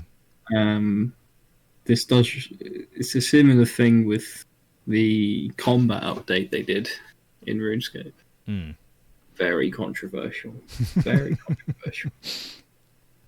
That's why the old school RuneScape exists, by the way. Oh yeah. That Combat of Evolution update. But I beta tested that, as I seem to beta test everything. I was gonna say. So can you I talk also about tested that? Conan. Really? How did that come about? How did you become? I have played Conan Exiles for a whopping 60 hours. 60 hours. I have never played the game since it launched. Okay. Okay, no, I lied. I played 3 hours with Slip at one point. Yeah. But I've basically never played it since it launched. All of my time playing that was playtesting. And it's great fun when developers want us to host their servers and say, here's a key, you can play a week early. Oh, okay. Before all the streamers, before everyone. You're on the game. So is that where your luck with beta testing comes in, as being a server host that they approach you about games, or? Partially, and then partially just me kind of signing up and knowing people and just saying, "Can I test it, please?" Right. You just got to know the right people. Yeah. Gotcha.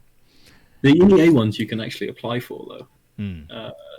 You can apply for Ubisoft ones too, but Ubisoft only does London and Paris, so it's disappointing for Americans. Americans don't really get a lot of playtesting because all of them want paid real money for it. Yeah, because we're fat and rich. That's all we want. Capitalism at its finest. Yeah, that's I can see that. I mean, because people, they think that their time, I mean, I don't know. Like if somebody said, "Hey, can you test this game, and we're going to give you a game for free to play it and see if you can break it," I feel like I would be like, "Yeah, I don't know that I'd really want money for it." I feel like money would be just a bonus, like that would be. You're from Canada. Maybe with my attitude, I guess I should be. this blasé attitude about money. Like, yeah, I'd just rather play the game. I don't care about paying me for it. Just give me the game and let me play it. That's exactly how I feel. Yeah, like that seems like that would be. Yeah, I don't know. I guess I guess I could see. I mean, if because this is not my job, so I guess I could understand that if people, when their time is spent playing video games is their real job, then it's like I guess that would kind of make sense that they would look for some kind of compensation. But I mean, I don't know. I think over here at EA, I mean, if I wanted, I got all my codes for PC, so I got a little piece of paper, but I got about 6 games. Yeah. And if I wanted, they would have just handed me 6 sealed up PS4 games. And I could have went down and sold them for 40 quid each. Right. So if I wanted, paid for it. I mean, you just have to sell the games. Yeah. And you'd probably get a couple of £100 from selling games. I mean, they gave me like £300 worth of games. Yeah. And that's every time you do it. So that's not just... So after the first time, you own all these games now. Mm. So then the second time, you're going, all right, just give me 4 Xbox versions and 4 PS4 versions, and you just take them off the shelf and write down that you took them. Wow. Maybe I'm in the wrong business. I just need to move. I need to move to Europe, start being a game tester. Just give me free games. That's all you need, free games. Sit in my basement. Is Jamie still here? Jamie, you want to set us some free games? We'll test stuff for you. I'll find a basement to live in. I mean, I have friends over there. I can find I'd move around, live in a basement somewhere. I met Slip in London. I remember he said that. Yeah. We didn't take any pictures. I was gonna say, do you like to kind of stay out of the public eye, or do you, are you gonna forever be like a faceless Mousy Mars, or do you? I don't know if you ever show your face. Like, I know this is kind of really. I'm rather faceless. I guess me and Ikuma are similar in that way. Yeah. In fact, people used to say that we also sound the same, and that was a whole thing in itself. But my face is on Twitter. Oh, okay. So you don't necessarily hide your face you're not going out of the way to make sure that your face doesn't appear in public. You just tend to not to. Like, I mean, because like there are some people like I tend not to. Yeah. But I mean, my face is on Twitter quite a few times. Yeah. I think one of them was in a picture with Doc M. Okay. Yeah, I met a lot of people. But yeah, I mean, I don't really have a preference. I normally tell people, don't put that up or whatever, but I don't really care. You know, it is what it is. If you see my face, you see my face. Right. All right. Because there are some. Might be overly attracted, but there are. I have this. My goal for 2021 now is I want to become friends with Corpse Husband. Like that's my goal, is to become friends with him because he seems like such a fascinating person. Corpse. I'm trying to think. Now here's the thing. They say that you're only ever 2 connections away from someone, right? Right. And I know a lot of people. That's true. So if I wanted to talk to Corpse, I probably could. See? I'm trying to like work out my attrition, like I'm trying to find, like, I got to start and pick this person and then talk to this person and then from that person jump to the like I got to do like that step stool thing and figure out. I know exactly who I'd ask if I wanted to talk to Corpse. Is it Jacksepticeye? Because all Irish people who live in Ireland are friends, or is that how that works? Actually, I didn't even think that is a shorter route than the other one. I could just talk to him and talk to Corpse, because I was going around the long way here. Oh, okay. I was jumping over 3 people, but you've just got me a direct route there. Yeah, I mean, because that's what I understand. Being an American, I understand everybody in every other country. Oh, you're in Ireland, so you must know Jacksepticeye, right? Like that's how it works.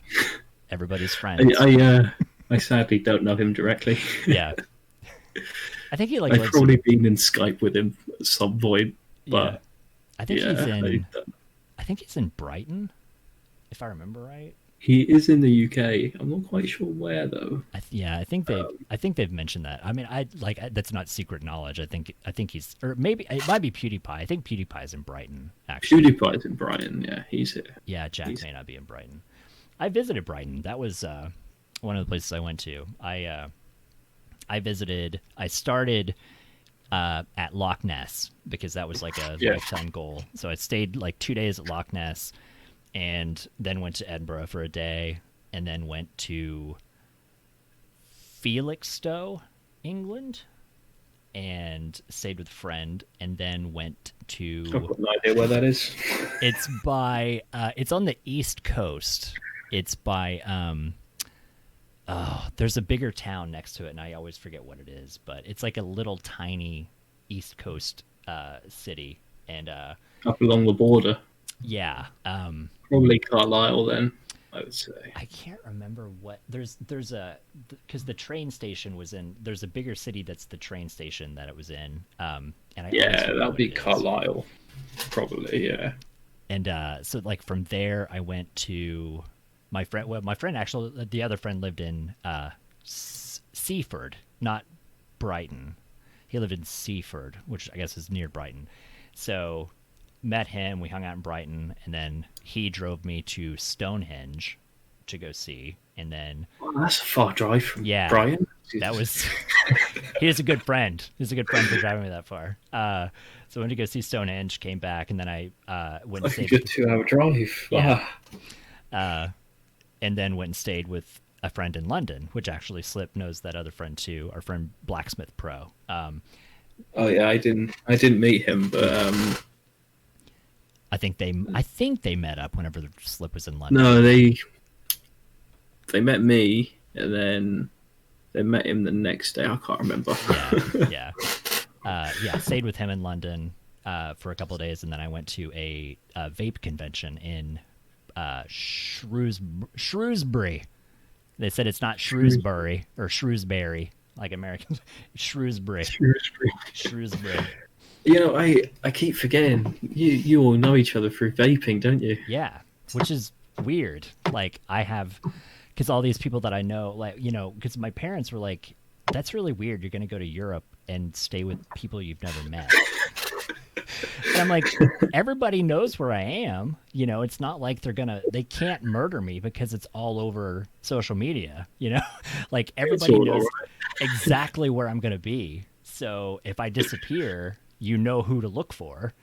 But it's a very and that's how I met Slip. That's how I like a lot of other people in vaping that are just all over the world and all over the country. And it is one of those really weird things that nicotine brought us together. Like, I stopped vaping. Really? I'm back on the cigarettes. Back on the cigarettes. Well, I mean, things happen. I think it's probably. I still have the vapes. I wonder if they're in charge. It's it's one of those like I've tried, not recently. It's been probably 5-6 years ago. I tried a cigarette, and it didn't do it for me anymore. Like after God, vaping. I can't do this. I can't do vaping anymore.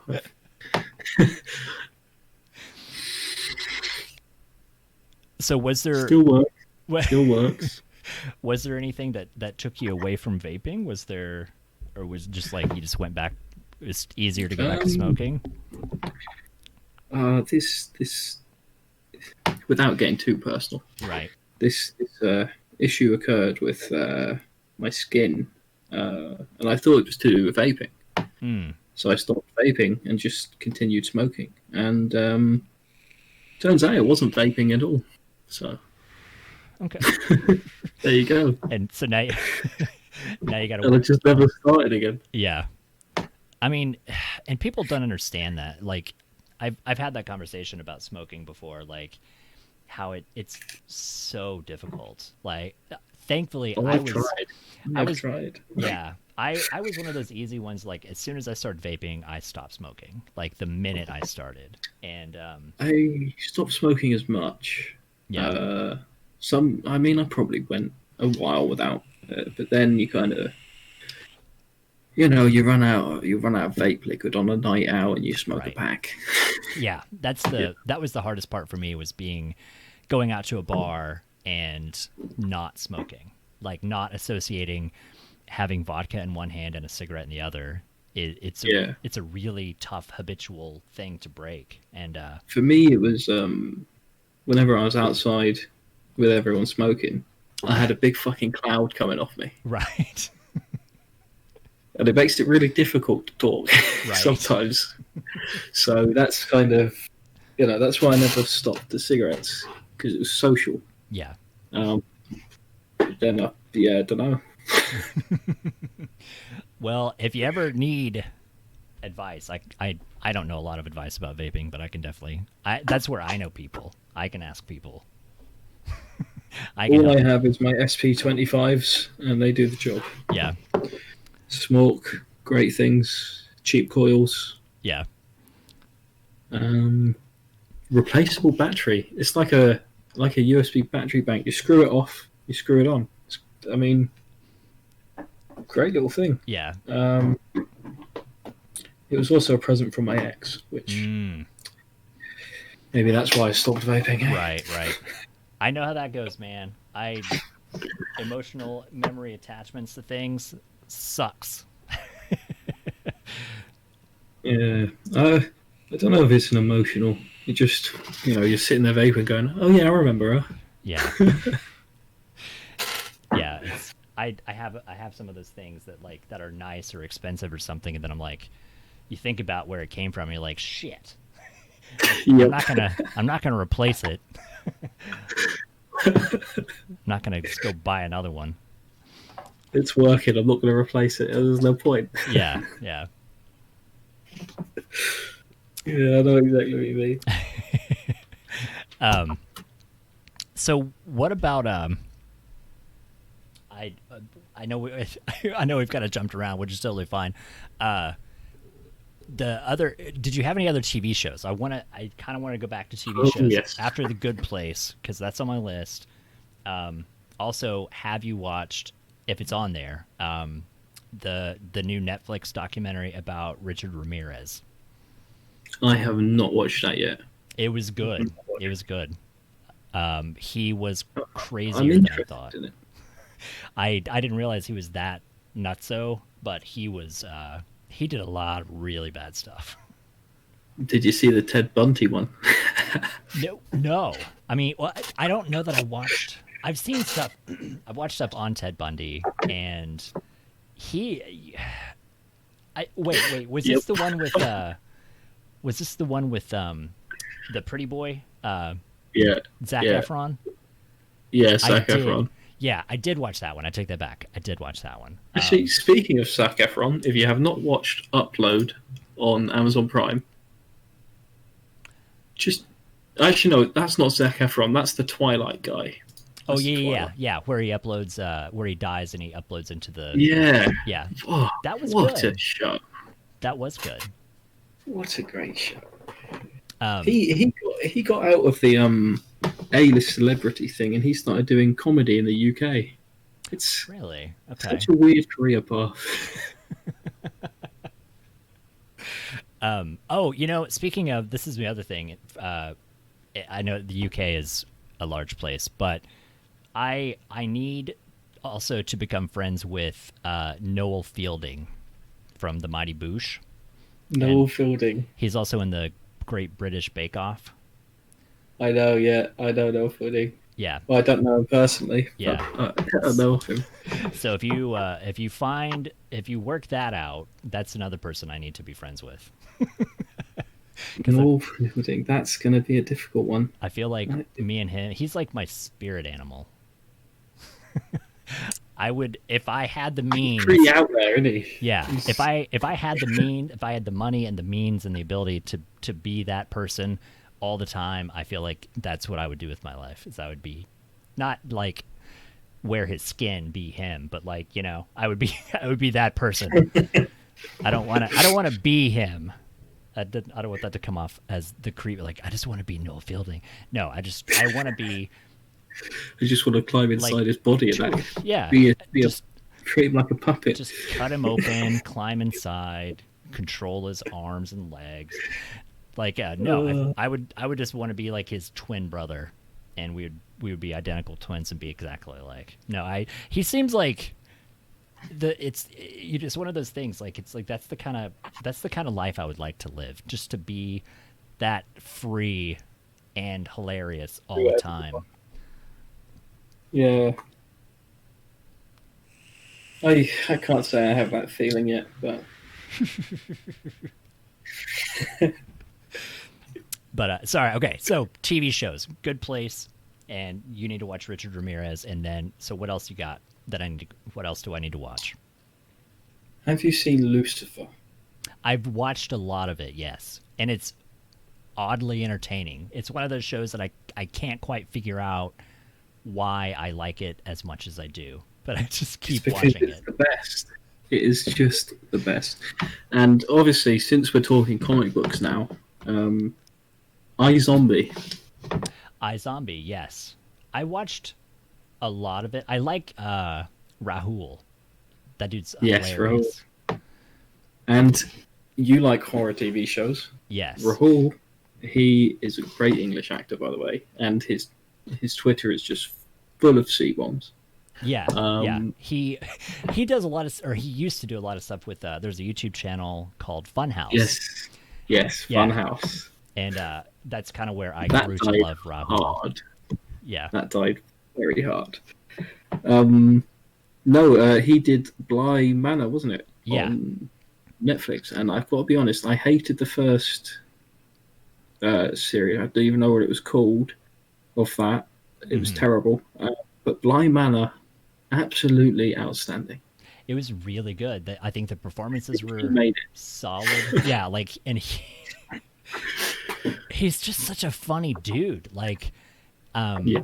and because he streams sometimes with some of the ex Funhouse people. And He streams a lot, actually. yeah, A lot. and he's just, I don't know what it is about, like, he's just so funny, just because he's so not even like obscene. It's just that he's so just, I don't know, he's got that standard that British humor. Yeah, that dry British humor that's just, he says stuff and you're just everyone thought that he was American after watching Bly Manor. So he put out a video with him doing an American accent, and everyone started to then believe he was actually American because it was so good. Obviously, he trolled the fuck out of them all. right. You should just read the Twitter threads. They are comedy, just all of it. I'll have to go look into that one then. Yeah, he's one of those, like, it always made me laugh so much when on Funhouse they would always call him just randomly they would call him Hollywood's bad boy, and Hollywood's bad boy. And but yeah, he is a character. Like, there was just the arguments he gets into with people that he's playing games with and stuff. Like, it just cracks me up. Somebody said something that he was something about being Asian or something, and he was like, "I'm from India. Like, I'm in Asia. Like, what do you? I am Asian. Like, I don't know what you're talking about." Yeah, exactly. Here's something interesting. So Liv Moore's boyfriend in iZombie, I've actually forgotten his name, but I have a signed topless picture of him. Oh. That my sister got me. She met him, and I was in Miami. Yeah. And it was my birthday, so he sent me a video saying he would pay for my bar tab. Oh, wow. And I forgot to message him. But he knows who I am. And I need to get that money because my bar tab, Miami ain't cheap. I was going to say, dude, Miami? Oh, my God. So how how much do you get to travel? How far and wide have you traveled? It sounds like you've been to America a couple of times. I've been a lot. You know what? Hey, let me show you. Right, let's. Oh, I might have to clear my Google Maps search history because that's going to show future Logic servers plans. Fuck it, who cares? Anyway, you can see what sites we're looking at for data centers. It's fine. If I share this, hopefully that's it. Yeah, there we go. Yeah. So all of the golden ones are places I've been. Europe's pretty covered. I was going to say, far. So that's mostly all of Europe, I see. Yeah. And then America, I've been everywhere, really. Been LA, Dallas, Chicago, Miami. You've been New to York. It looks like, have you been to Oklahoma? It's green. Did you go to Oklahoma? Green, no, I want to go there. Yeah, green is where I want to go. Oh, you want to? Okay, so you've just missed Oklahoma. That's fine. Yeah, just there's nothing here anyway. There's nothing in Oklahoma that you need to see. Just a tiny, just a little bit.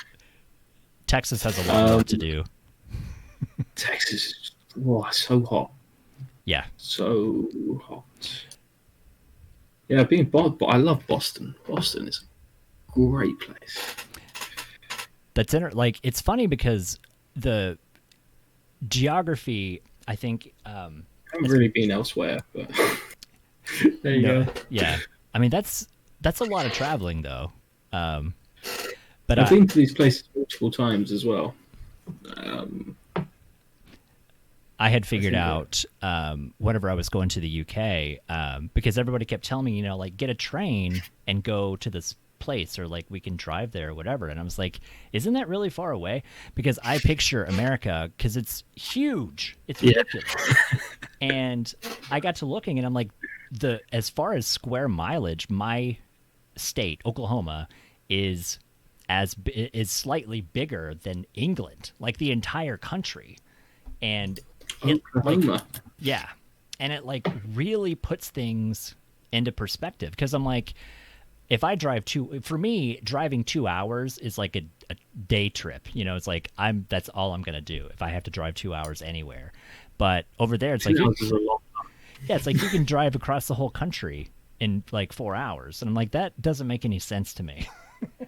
That's one thing I never understood about Americans, right? Yeah. A 1 hour drive is a long time. Okay. Yeah. I don't know what you're talking about. 6 hours is nothing, right? Right. But an hour is a long time. Because my friend from Ohio was going to come to Chicago for a beer, and he said it's only 6 hour drive. I said to him, "You're going to drive 6 hours to have a beer and drive 6 hours home, preferably in the morning, because we drink responsibly." Right. Right. And I went, "You're mad. You're absolutely mad." It's I get a plane. Well, see, that's the thing. That's why we don't get planes, because like for me, I'm from Dallas. I'm roughly 4 hours to drive to Dallas I'm in Tulsa, so I'm roughly 4 hours away from Dallas. For me to fly there without COVID, it's usually about $200 just to fly 4 hours away. And so that's cheap for me. But I thought it was like, because you guys have commercial, or like not commercial, like city flights, like to fly between, like if you were to fly from like London to Edinburgh or something, can't you do that for like $20? Train. Or take a train? Yeah. Yeah. Because well, I mean, I can fly to Copenhagen, and I have done, for £8.50. Yeah, like that. If we did that, I would. If I could fly to Dallas for $10, then I would be all over it. Or if we had a train, that's the thing too. Like that was one thing as a shitty American that I was like, these trains are amazing. I can get anywhere I need to go on a train. And I can just sit, even like, because it was like 3 hours from Edinburgh down to Felixstowe, and but I'm like, and it was, everybody's like, oh, you got a first class ticket. I'm like, it was like $10 more to get a first class ticket so I can have more Oh, room and I can you look out the didn't, did window. you? I did. I didn't want to. I wanted like a. Posh. You're so posh. I was. I travel. I did travel posh. I lived a posh life. It was mostly because I had to drag my giant suitcase around with me, and Yeah. I didn't want to try to, because like once I saw the normal plebeian seats, I was like, Oh, "There's you no would be way." standing. Yeah, No, you wouldn't be sitting, standing. yeah. So I ended up getting all the first class ones, and but yeah, I mean, even a 3 hour train ride was quick, just because I'm like, I don't have to drive. I don't have. I just get to sit back, and they're bringing me tea, and they're bringing me like And there's no pastries. stress. Yeah, You have to go to an airport, go through security. You just hop on the train, you're done. yeah, And it takes the same amount of time as a plane. Think about it. yeah, Travel an hour to the airport. Right, you got an hour waiting around. You got an hour flight. You know, train's great. yeah. I wish they would. And it's never gonna happen here. I mean, I wish that we would have. Oh, don't get me started on American trains. I don't know. I don't know if you've ever been on a train from New York to Secaucus, New Jersey. It's only one stop. It is the most hellish journey I can't imagine. you'll ever take. It terrifies me. Like I and we can get into some controversial topics here because like I It sounds like a horror movie. yeah, The carriages bang together. Oh, just get some better trains. You know? like whenever, because all my of course my family was worried, like when I was gonna, because I went to the UK alone, and Yeah, I've done that in America as well. yeah, and so I'm like, the one thing, and this is not to like start a big heated debate, but I'm like, I'm not gonna get shot if I go to Europe. Like that's one thing I know. I could walk outside right now. I could walk out my Maybe door and get if you shot. go to Poland, you might. Right. That's going to be controversial. Yeah, I was like, if I'm in England and Scotland, like at worst, somebody's gonna beat my ass. Like that's Oh, you all. might get stabbed. Or Might stabbed. get Yeah, stabbed. you could get stabbed. If I'm in the wrong place, I definitely could get stabbed. But yeah, I'm like, at least I'm You'd not gonna probably be get fine. shot. But yeah, I was like, and even the worst, it was so funny because it was still so polite. Like, um, I don't know if you would guess this. I tend to get made fun of a lot because of how I dress and how I look. And I would never feel that. No. right. Because especially in conservative Oklahoma, which is full Oh of yeah, that's right. You're from Oklahoma. yeah. So it's Oh, very country, yeah. very very cowboy, You know very what? very rural. I have a question. And I have a question. yeah, go ahead. Are you related to Tiger King? I wish. I never knew. I never knew about. We mentioned that earlier, that Tiger King was from Oklahoma. I never knew that zoo existed until I saw the documentary. Like, I really wished that I would have been able. Like, I wanted to be able to say that I went there.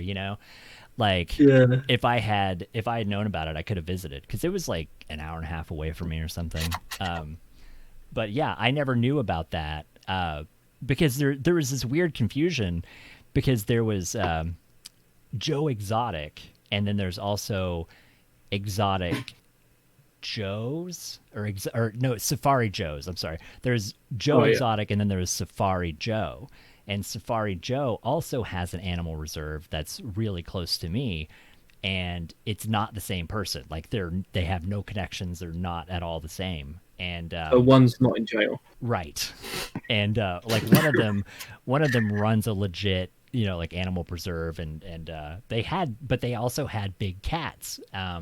And their controversy, they have a liger, or I think they had a liger. I think they killed the liger. Because somebody was stupid and they like went in the cage with it, and this 1,100-pound liger killed them, That's as not a they good do. idea.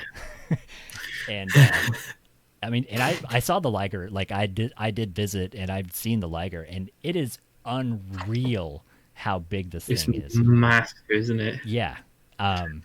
It was insane, but but yeah, so when that story came out about Tiger King and Joe Exotic, I'm like, is this the same guy? And a lot of people confuse that because then that other, the other guy owns like a water park as well. Yeah. And everybody's like, well, fuck that guy. And I'm like, no, it's not the same guy. Hold on. It's not the same guy. That guy might be, he may be a dick. He could be, maybe he sucks as well, but he's not that same guy. But yeah, I was going to say the funniest thing that I heard when I was in England, we're in Shrewsbury actually. And, I was standing outside and, a group of people, whatever. And like these younger, I say younger, they were, like teenagers. They were going to the bar or something. And they walked by and he goes, nice trousers. And I was like, really? Like that's the worst that you're going to say? But I just looked at him and waved. It's like, thank you. I'm like, that's as mean as you're going to be. Yeah. But it was it was like they could have said a lot worse, I think. Yeah, like it was so polite and like, but I feel like they really wanted it to really be insulting, and I was like, you're gonna have to try harder than that. You're gonna have to say a lot worse. But that's what we call banter. Right. You probably should have yelled back something like, "Okay, thanks, you ginger knob." Right.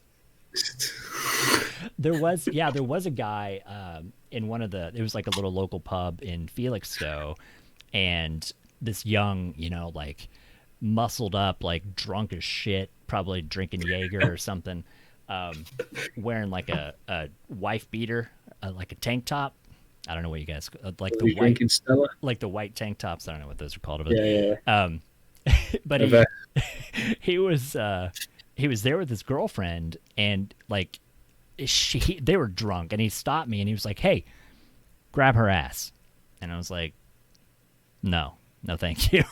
And he was like, no, she likes it, it's fine. And I was like, listen, I know how this works. I touch her, you touch me, that's how the game works. And he was like, oh yeah, but he was happy that I figured it out, I guess, that he didn't expect me to catch on so quickly to the game of him wanting to get in a fight. And so I was like, and my friends are just watching me. They're like, you actually know how to take care of yourself in a bar. Like, you actually know how to talk to people. I was like, yeah, this is not my first time. I'm surprised he didn't just walk over to you and say, you want to fight, mate? That was one of the most interesting things that, as far as culture goes, like a different bar. It seems to be my stories of England were being in bars. That these two guys, stories of here. Yeah, it was like the owner of the bar and another guy that was there. He was like, "What are you doing in here? Like, you're not supposed to be in here." Blah blah blah. And they had a little, row. And they're like, "Do we need to go outside and talk about this?" And so they did. And I'm just kind of like, what is happening? And they're like, oh, it's fine. They're gonna go fight and they'll come back and everything will be okay.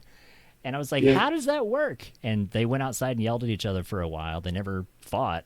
They just yelled at each other and they came back in hugging and like drinking together again. So I was like, that never happens. Like, it seems. Yeah, that's how it works here. Yeah, there's too much testosterone and chauvinism in America for people to do that. Like, they don't just want to get in a fight and then be friends after.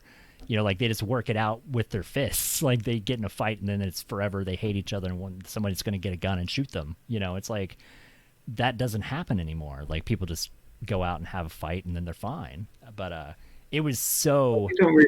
We don't really have that. Yeah. At all. I mean, in America, I felt like I was going to get punched a lot. You don't... America has a different way of dealing with shit. Yeah. It is very different. Yeah. If they don't like you, they'll just come over and say, you want to fight? They won't even give you a chance, right? Because if they do it here, you're not actually going to fight. Yeah. Over there, they'll just punch you. Yeah. They'll just do it. I enjoyed it a lot. Like, it was... I always try to tell people, that are from America, especially, or that they need to go visit another country. Like, you need to realize how... Nolan's still here, is he? Nolan? When are you going to leave America, man? It's like you need to see how different the world is. Like how you need to see how much we don't matter in the grand scheme of things. Like you need to see, like you need to realize how non-important you are in the world. Americans hype themselves up a lot, I think. Yeah. What is the this is a safe zone. If anybody has anything to say, they can fuck off. What was the worst experience you had with America? Like what is one thing that you just didn't agree with you or that you didn't like? So many. I was walking back to my hotel in Miami. Mm-hmm. Carl pulls up and says, "Hey, you." So I walk over, as you do. So what? She reaches out the window, grabs my balls, and says, "I'll suck that off for you." Oh God.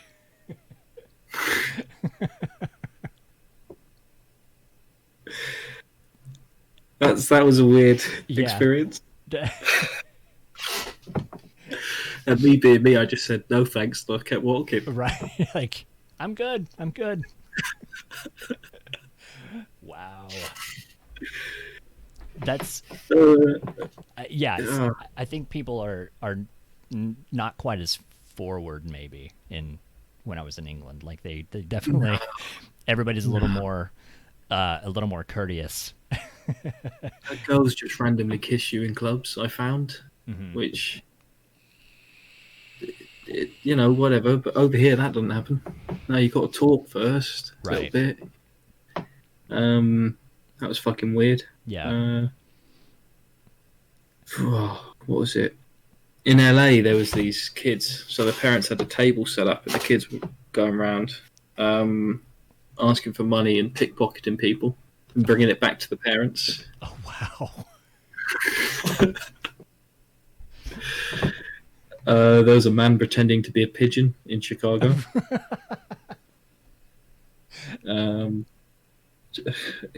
I mean, drugs are very public there. Yeah. You won't see that here. Police will come and scoop them up. I don't know. New York, very racist. Yeah. Very racist. Everybody wants me to go to New York, and I'm like, racist. Were they racist? Like, I have friends that have went back to New York, and they're like, it's they treat you differently. Like if you're not from New, and I'm gonna offend all the New York people, but it's like if you leave and come, like if you leave New York, it's like you've already left. Like you're not the same person anymore. Yeah, you're no longer a New Yorker if you leave and move away. You're basically from Brooklyn at that point. So you like they were poor to you, like whenever you were visiting? Oh yeah, I mean I'm talking proper racism. Huh. It was unsettling. It's very weird, racism in America. I don't quite grasp it, but yeah, I mean, me and my mate were just walking through Times Square, and all of these guys that were walking around trying to sell their fake CDs were calling us to black and white as we were just walking. Every time they see us, oh look, it's black and white. Oi, Barry, did you see black and white? Wow. Just yelling across everywhere.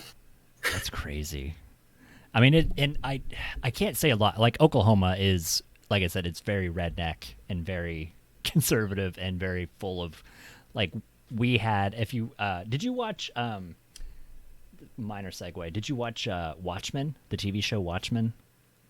It was also on HBO, but no, it covers. That's another good one. It covers like 100 years ago. There was a race. Well, they used to call it the Race Riot in Tulsa, but they've changed it to the Race Massacre because it really wasn't a riot. Oh, this was the thing they buried, wasn't it? Yeah. That it was basically just white people killing all the black people and burning down half of the city that they lived in. Yeah.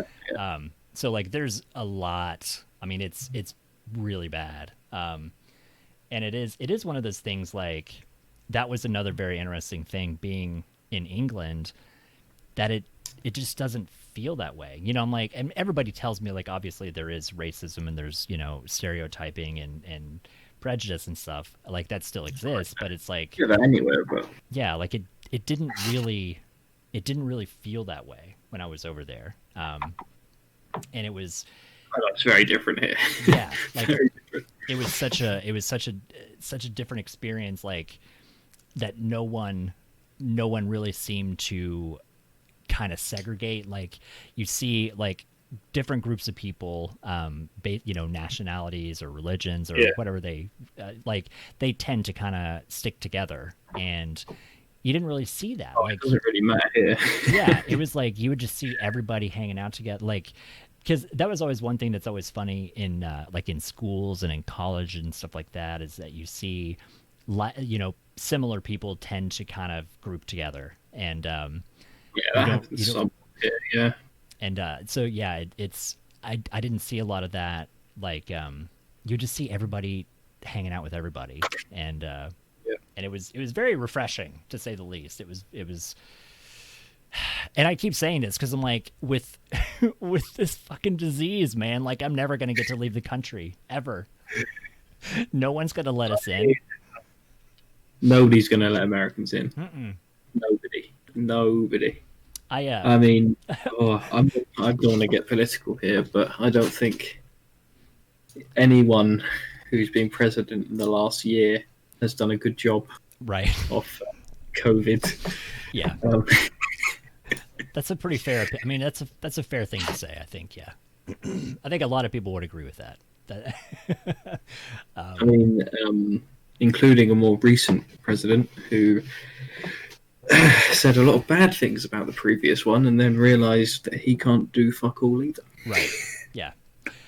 And that's funny, because like that's kind of where I fall into that. It's like, what else should we do? Nobody listens anyway. Like, they put a sign up at Walmart that says you need to wear a mask. In America, I'm not going to wear a fucking mask. Right. And so it's like, what else did they want to happen? Did they want them to say earlier that you should protect yourself for them to not do it? Like, if they would have said it 3 months earlier, no one would have done it either. Like, no one was listening. So I'm kind of that Over way. here, you get people that won't wear a mask, but for the most part, they get yelled at by everyone that is, and that works. Right. That works. In America, if you yell at the person not wearing a mask, they pull a gun on you. Right. So it's a bit different. And there's a one of the guys that comes into chat is from America, lives in Thailand, I think, Thailand, I forget. Yeah. And he said it's like a fucking crime. Like, you will go to jail if you're not wearing a mask. Like, it is kind of unreal. £200 here. Yeah, just the severity of things that other countries have done. It's pretty intense. But yeah, like, we just left Amsterdam. Like, we went to Amsterdam. It was literally a year ago. It was February of 2020 that we went, right when this was starting to happen. And because we talked about, like, should we go? Like, is this thing gonna get crazy, or what's gonna happen? And I would have been in Italy. Okay. And yeah, so like, we got back, and basically as soon as we got back, it was kind of starting. Everybody was kind of like, this thing's happening, and like, shit's gonna get weird, and like, did you get sick? Like, because there was even a guy. I bought and maybe you know about these coats because they're not in America, but it's a brand called Krakatoa. It's like Russian tactical, like, heavy coats, like these super warm. Do what? I haven't heard of them, though. Yeah, I think they're it's funny because, like, one of my doctors that I talked to, I was wearing, because it came with a mask. It had like a face mask, and that's what I was wearing when I went to the doctor. And she was like, "Is that a Krakatoa mask?" And I was like, "Yeah, I bought a coat in Amsterdam." And she was like, "I bought a Krakatoa coat in Amsterdam." Like, it was real fucking weird. But it's like Brilliant. It's like this really, like, it's heavy gear, like, below zero freezing temperature, like, coats and stuff. Yeah, and but even the guy joked about it because it's like a little foam face mask, and he was like, "Yeah, you can wear it for the because it wasn't really happening." and it was just so funny because it's like, fuck, you were right. Like, if you had waited a month, but yeah, we just got back. Like, if we had went in March, like we probably would have been quarantined and never got to come home or something. That's hilarious because I was supposed to go to Amsterdam in March, oh, that's fine. and I couldn't go. Yeah, yeah, it's. I still haven't been. And I think it's not the same now. Like, I think I've got Amsterdam a has hotel changed. reservation. They haven't changed it yet. They're planning to. So I need to go there before that happens and get absolutely lit. Yeah, that was the one thing I did because it's like I've told this story. Like, I'm more of an alcohol person rather than other substance person, and so I was, I'm like, if I'm gonna go, because my friends that went with me, like, they were very educated about it, and so I'm like, I'll give it a shot because it just really doesn't do anything for me, and so I tried it, and it definitely did something for me, and oh my god, I thought the world, I thought the world was gonna end, like it was. Sounds like you had enough. Yes, there's lots of types. I'm guessing you probably had a lemon haze. I prefer an amnesia myself. Yeah. I remember this was something with something. It had two things in it, and I had a bit too much of it, and it was like my body went limp, and I like sat on the sidewalk, and I'm like, I can't walk home. I can't do it. Yeah, that would definitely be amnesia. Yeah. Yeah. And my friend's like, it's all in your head, man. It's all in your head. Your butt. I went to the museum. Me and my two mates, we went to the museum after, and I stood staring at a Van Gogh for about a solid 5-10 minutes. Yeah. So that was, and they said that too. That it was funny. Like, a lot of the people in the stores, like we kind of made buddies with the guy at the Krakatoa store, and we're like, we're gonna go to the Van Gogh Museum, and he's like, get high before you do it. Just get fucking high and go look at Van Gogh paintings. I was like, I want to remember. I want to, I don't want to just get lost in it. I want to remember what I'm looking at. But no, it was a much better experience being high. You're sat there looking at the painting of the stars going, did that one fucking move? Right.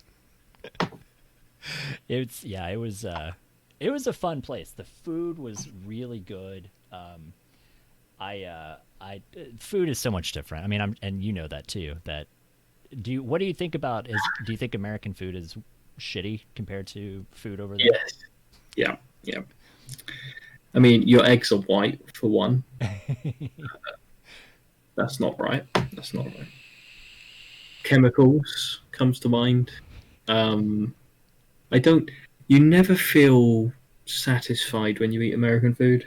Yeah. And it's so greasy and fatty. I can never finish it. Yeah. And portions are much bigger. Like, that's one thing. Portions your McDonald's. Yeah. Your McDonald's is absolutely crap. You need a bit, and your KFC as well. I love KFC. Yeah. But I'm sorry, America. The UK KFC is so much better. You should just fire everyone over there and hire the UK people. That's one thing I didn't try. I tried McDonald's. I had a double quarter pounder when I was in England. So much better. And it was different. It was definitely different. It didn't taste. It didn't taste the same, probably because it wasn't full of sugar, and it wasn't full of all. No, it's basically just beef and. Right. It's a burger. It's right. Burger. That it was just an actual burger instead of whatever we get. It was no yellow number 5 on those fries. Oh, Indiana Scones was talking about, have you had Cajun food? I know you said you hung out with Zildjian. I have. Zildjian, he knows his seafood. I mean, I do plan to go to New Orleans. I need to see Zildjian's new hut. Right. No, okay, I'm being mean. I'm not going to call it a hut. I'm not going to call it a hut. Because he's building a new place, I think. Like, he bought land and he's. I think it's done. Okay. It's been a few months since I've caught up. It's absolutely massive place. He built it for next to nothing. It's insane. Yeah. But yeah, I need to. I want to get out there at some point. I haven't seen Zildjian now for a year. It's been a long time since I've seen Zildjian. Yeah. He was a fun guy. He was one of those. He was one of the first couple of interviews that I did, and I never really, it's one of those, like, I feel like it's kind of a concentric circle of friends. It's like I know Slip, and I'm not friends with his friends, but it's like we're kind of like we're friends by proxy. It's like we all kind of have similar attitudes, I think, and like we kind of have the same circles, and so like it's kind of where I started branching out and talking to people that he knew, and it was really fun. Zildjian is a really cool guy. I really liked him a lot. And New Orleans is fun. I've been to New Orleans twice. It's a lot of fun. It's also keep your wits about you, because people definitely try to swindle you. There's a lot of street hustling and a little ball touching. Yeah, sure. a lot of like walking up. Look, if I go there, I just want to see some titties. I've never been during Mardi Gras. That's crazy, but I haven't experienced all of that, but it gets wild enough. I mean, you could go on like a Tuesday afternoon and it's still pretty crazy. And you can just drink wherever you want. That's the one thing, that you can just get a drink and walk around with it. Like, drinking in public always feels so wrong, like you're not supposed to. I hate that about America. Yeah. I hate that. Okay, we went to Chick-fil-A and we got cups and we poured a fuckload of vodka in there, and it was great. We could walk around New York. Yeah, just wonderful. Yeah, wonderful. It's but if the cops smell a little whiff of alcohol, you're fucked. Yeah. It's there's a couple of places like that, and it's like Vegas. Vegas, you can kind of do that. Kind of do whatever you want in Vegas. But it's a really weird feeling to just walk out with a drink in your hand. You're kind of like you want to hide it, or you want to but it's like, no, it's fine. That's pretty normal here. Yeah. I don't know. Jaywalking. Yeah. What is wrong with you? I mean, I love New York because it's just London. You can do whatever the fuck you want. Miami, the police, you're not allowed to do it, but the police don't care. Right. Chicago had a fucking police car on every fucking block. Okay. Right. And if they seen you jaywalking, that's you. You're screwed. That's your life over. You're going to jail. Right. It's the same as in LA. Yeah. Seattle, I thought they didn't give a shit until the police car came over to me and said, "You're not allowed to do that." I said, "I don't know, mate. I just got here." And was he said, like, "All right." Was he like, "Oh, fancy accent. You don't know any better." Exactly. He said, "All right, don't do it again." I still did it. Fuck them. Right. It's like if you I was more cautious. Yeah. It was like a Mission Impossible. You're looking around, making sure there's nothing, and But I did it wrong whenever I was over there. My friends very often had to like put their arm out and stop me because I would start to walk out because I looked the wrong way, and I'm like, oh shit, forget, wrong way. Yeah. I've got used to looking both ways all the time now. Yeah. All the time. Because if I don't, I'm not. I mean, I came back from America a couple of times and don't look one way and have to step back. Yeah. Near-death experiences. Yeah. Yeah. And because they'll run over you. They don't. That was another thing in Amsterdam, by the way. All the people on bicycles. Oh my god, they are fearless. No, crossing the road, they just ding you and say, "Move the fuck out of the way," and they'll just run you over. Yeah. They do not care. They will run right through you. Yeah, it's. And if it knocks them off their bike, they will get back on, run over you again, and then drive off. I don't think I've ever seen so many bicycles in one place as I did when I was Oh, there. it's crazy. It's crazy. They're insane. Yeah, They're insane. they're good at it. They're really good at it, but it's You know they don't have brakes. really. I didn't know that.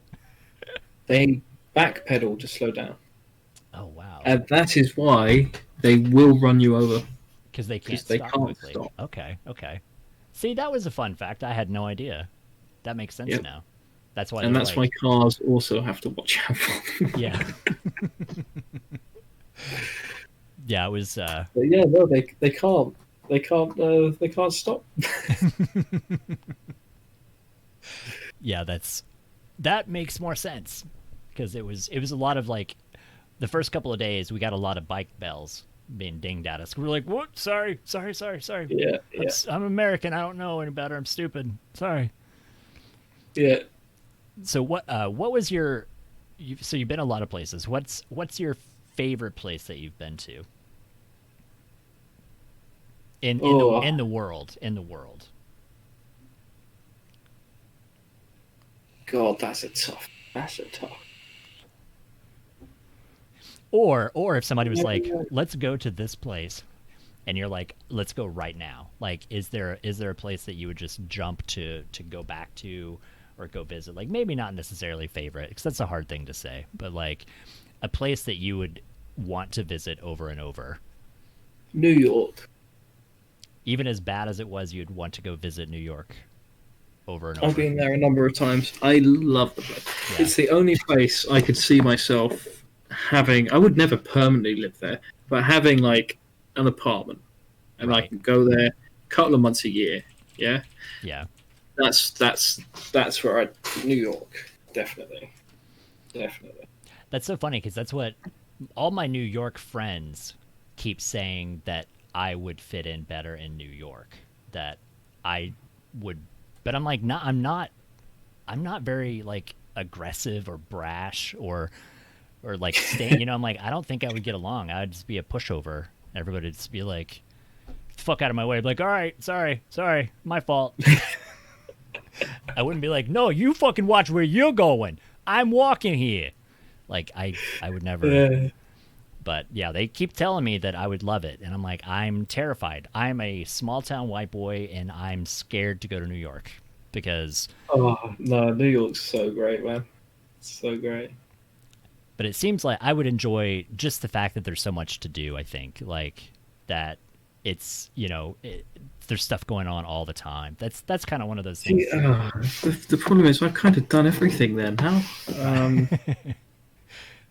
Yeah, but I'd still go back. This is just such a great place. Yeah. All the bars, all the just the nightlife, everything. It's the people are great too. Yeah. The accent's a bit annoying, but it's not as bad as the Boston accent. Okay? Right. But no, I love it. I'd definitely go back there, and Vancouver as well. Really liked Vancouver. So what's a place that you've never been to that you've wanted to visit? Like, what's your dream destination that you haven't got to make it to yet? I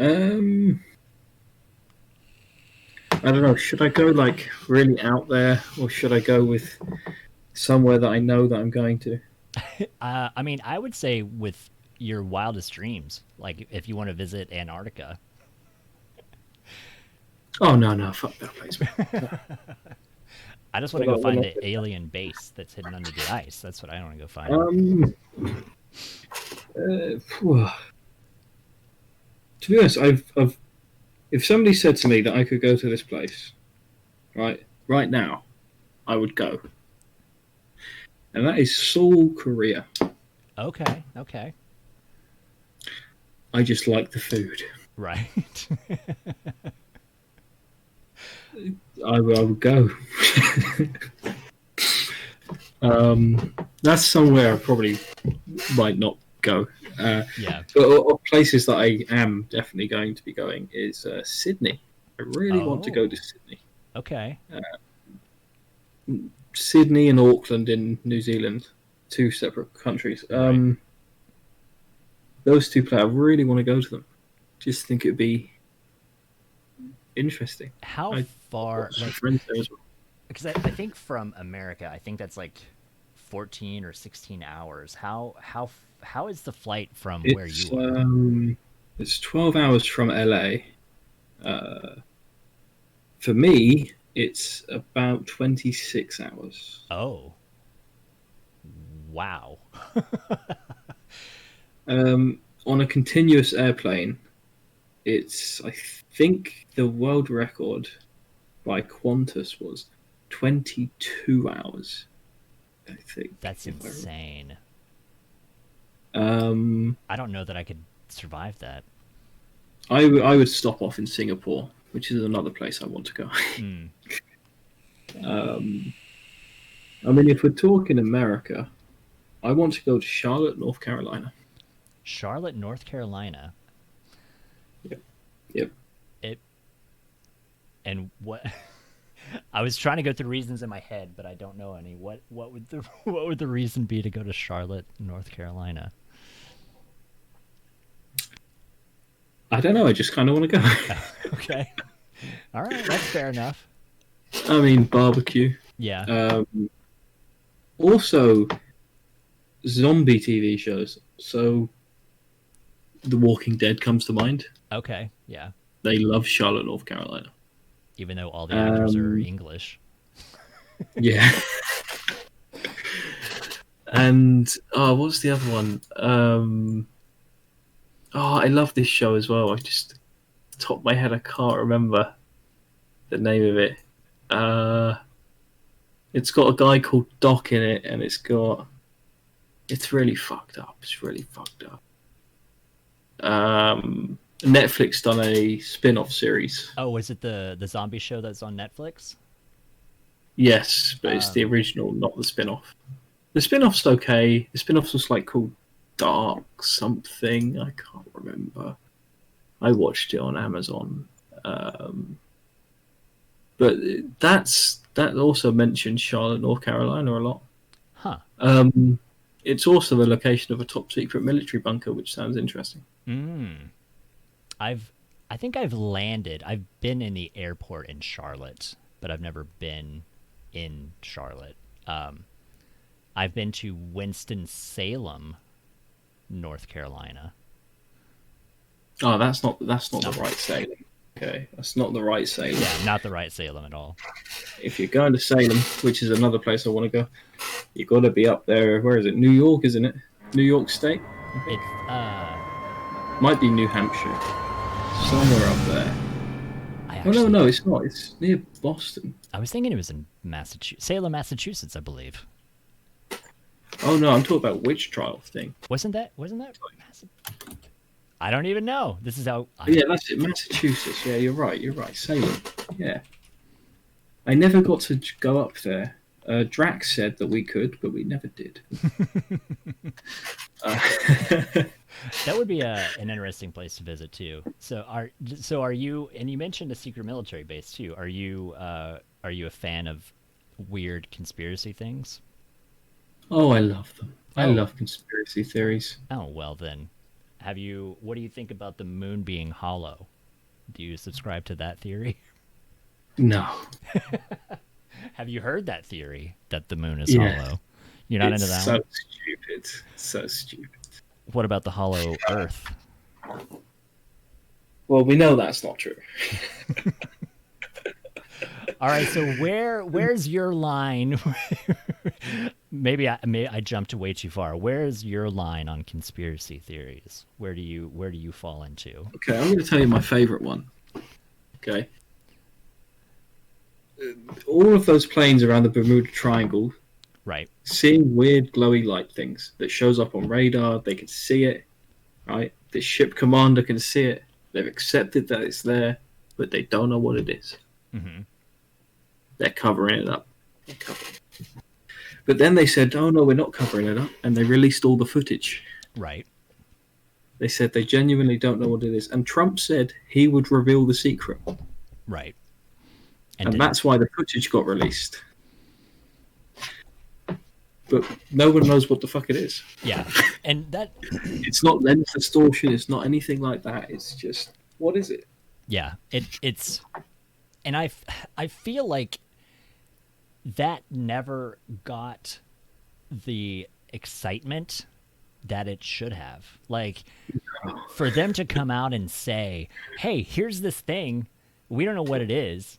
It's some unidentified aerial phenomenon, and we don't know what it is." But it's also happened in the ocean. Yeah, like they've spotted things in the ocean like that as well. Yeah, that they caught in the same area. And that's the thing that's like, why is that not more exciting? And the other thing, I see it every day, and it's almost like it's almost like a Mandela effect, if you're familiar with the Mandela effect. Yeah. But like, it's 20 years ago, they were saying the universe is dry, there's nothing anywhere, blah blah blah. And now it's like every other day, it's a story about, oh yeah, we found more water on the moon, we found water on Mars, we found there's oceans on Europa, there's blah blah. It's like everybody is just talking about water in the universe like it's no big deal now.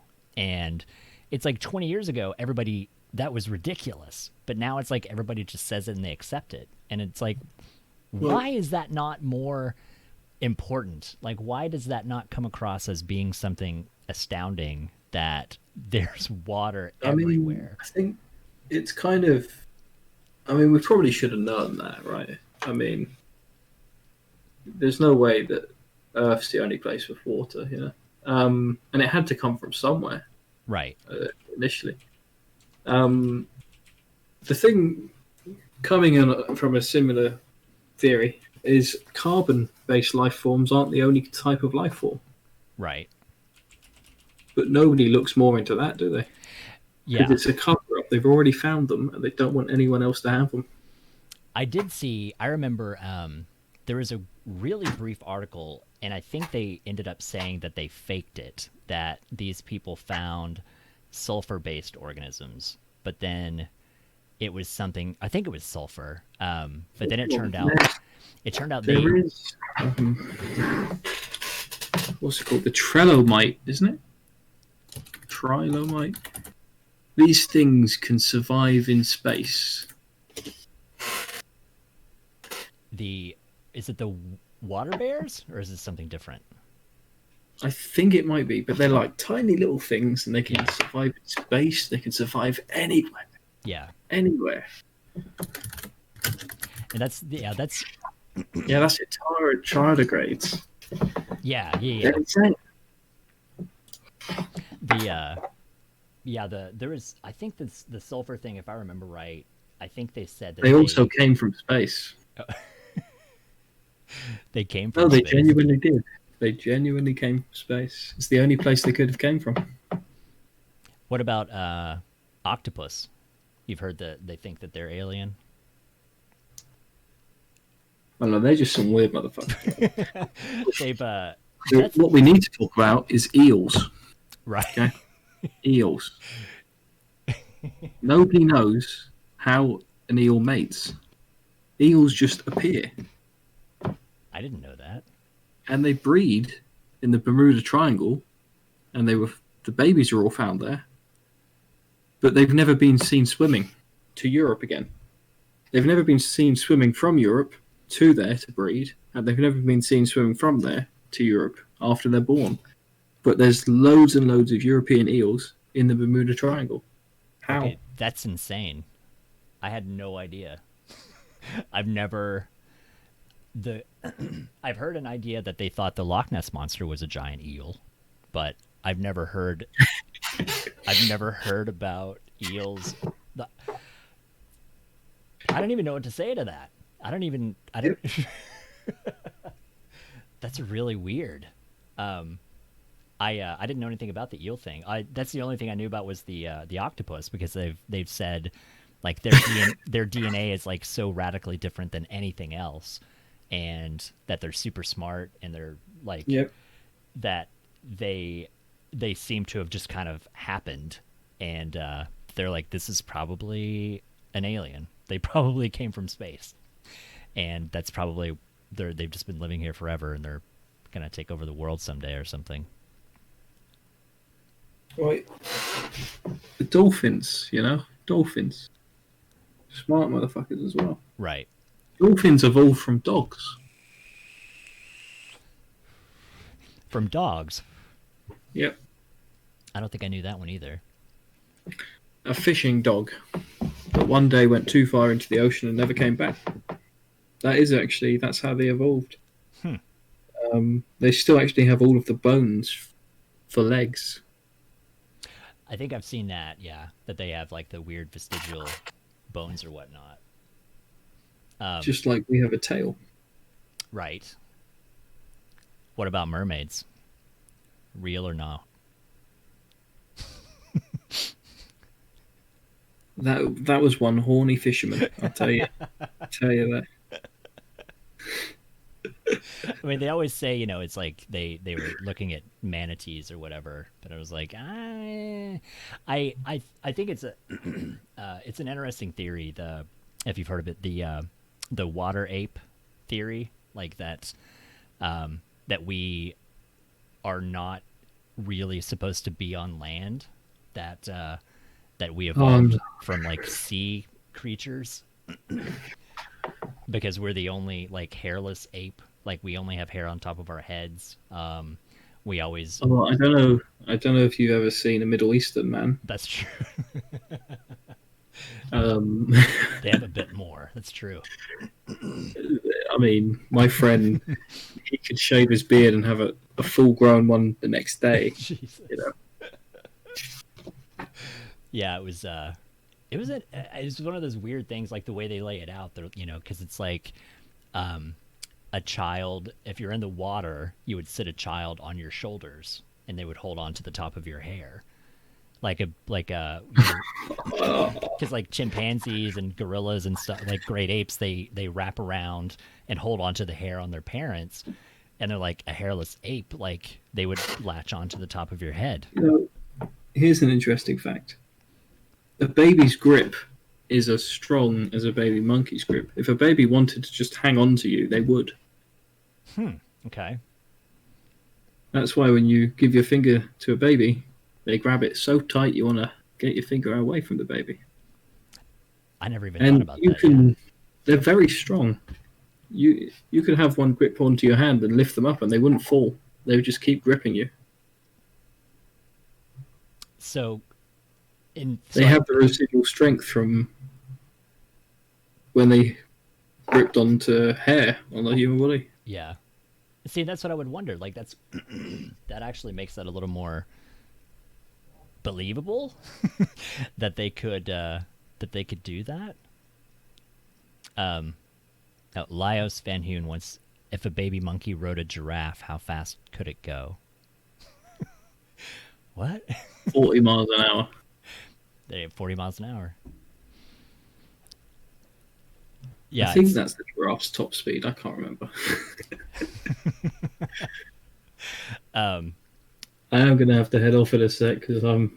Yeah, I know. We've kind of been talking. I kind of just lost track of time because it's really, really late for you. So I just looked at the time and went, "Oh wow, it's almost 4." Yeah. It's been a good chat. Yeah, we can. We'll have to just revisit and have a part 2. But yeah, it's been really cool having you on. It's been a great time. I think everybody's we have some new faces popped in chat and saying hello, and we've learned about being a server host. LogicServers.com, by the way, if anybody needs let me follow you. It needs a host. Oh my God, Mousy Mars! Thank you so much for the follow. Welcome. There you go. You're in. There you go. But yeah, everybody, Logic servers, and if you need, except for Bad Lad, you can't have one. Yeah, Bad Lad's banned. Yeah. Bad Lad's banned. Yeah, but it's been great, man. Thank you so much for coming on. It's very cool to have you, and I feel like definitely we're gonna have to have a part 2 because I feel like we have a lot of topics that we can discuss. Yeah, we could probably sit here for another couple of hours. Yeah, That seems to happen sometimes as you start, and then it's like, because it'll be like, yeah, like an hour or so, and then you start talking, you're like, shit, it's been like 3.5 hours. It just kind of happens, but always. Yeah. Well, I appreciate it. I know it's really late for you, but yeah. So thank you so much for coming on, man. I appreciate it. And we'll. I had great fun. Yeah, we'll great having a chat with you. We'll catch up. We'll catch up again soon, and now we can chat. Now that we know each other, now we can talk more in other people's chat, and we can make inside jokes and make everybody. Yeah, people be like, I want to be a part of this, and we have our own little elite circle. Oh yeah, Bad Dad loves a Stella. Loves a Stella. Stella. Oh. Stella is one of those beers I would make fun of. Stella is in Oklahoma. In Oklahoma, Stella is like, it's a kind of a douchebag beer. Yes. It's kind of like that's why we call it wife beater. Okay. Yeah, because it's kind of like you get it. It's like you want to seem more posh than you are by drinking Stella, and you're like, Stella Artois. Yeah, you're like, get one of them Stella Artois, please. And you're like, it's not gonna make you any fancier. Anyway, well, thank you so much, dude. I appreciate it. I hope you get to. I don't know if you're gonna go play WoW or if you're gonna rest, but whichever. Go. I hope you enjoy it, man. Oh well, I've got 3 things: cigarette, piss, and find something to do. Probably sleep. There you go. Hey, it's Saturday morning for you, so now you're in the weekend time, so you get to do. Oh yes, I can't wait. Yeah. Doing nothing. Yeah, and I will also. Time zones are fucked, but I'll hit you up whenever I play Battlefront 2. I'll see if you're around, see if you want to hop in and play. Play around definitely. With it, so. I'm down. That's been my go-to lately. I just play it over and over all the time. I don't know why. It's just so much fun. But yeah, I'll definitely hit you up about that too. So, well, cool. Well, I appreciate it, man. Go get some rest. Go have a piss and go have a cigarette. So, thank you for being here. I will talk to you very soon. It's great fun. Thanks for having me. All right. Take care, man. You too, man. All right, and we're back. I'm back, ladies Wish and gentlemen. You weren't so fucking awkward, bud. There I am. Thank you. Yeah, Mousy Mars, Logic Servers Director, that we found out its title, Director of Logic Servers. So all your hosting needs, you need to go visit logicservers.com. Did we get that link in there somewhere? I think we did, right? Right there, logicservers.com. Go visit logicservers.com for all your needs, especially for Valheim. He told me that he loves setting up Valheim servers because it's so easy and it's so there's just no problems with it. Like it's fine. Everything works great. No trouble.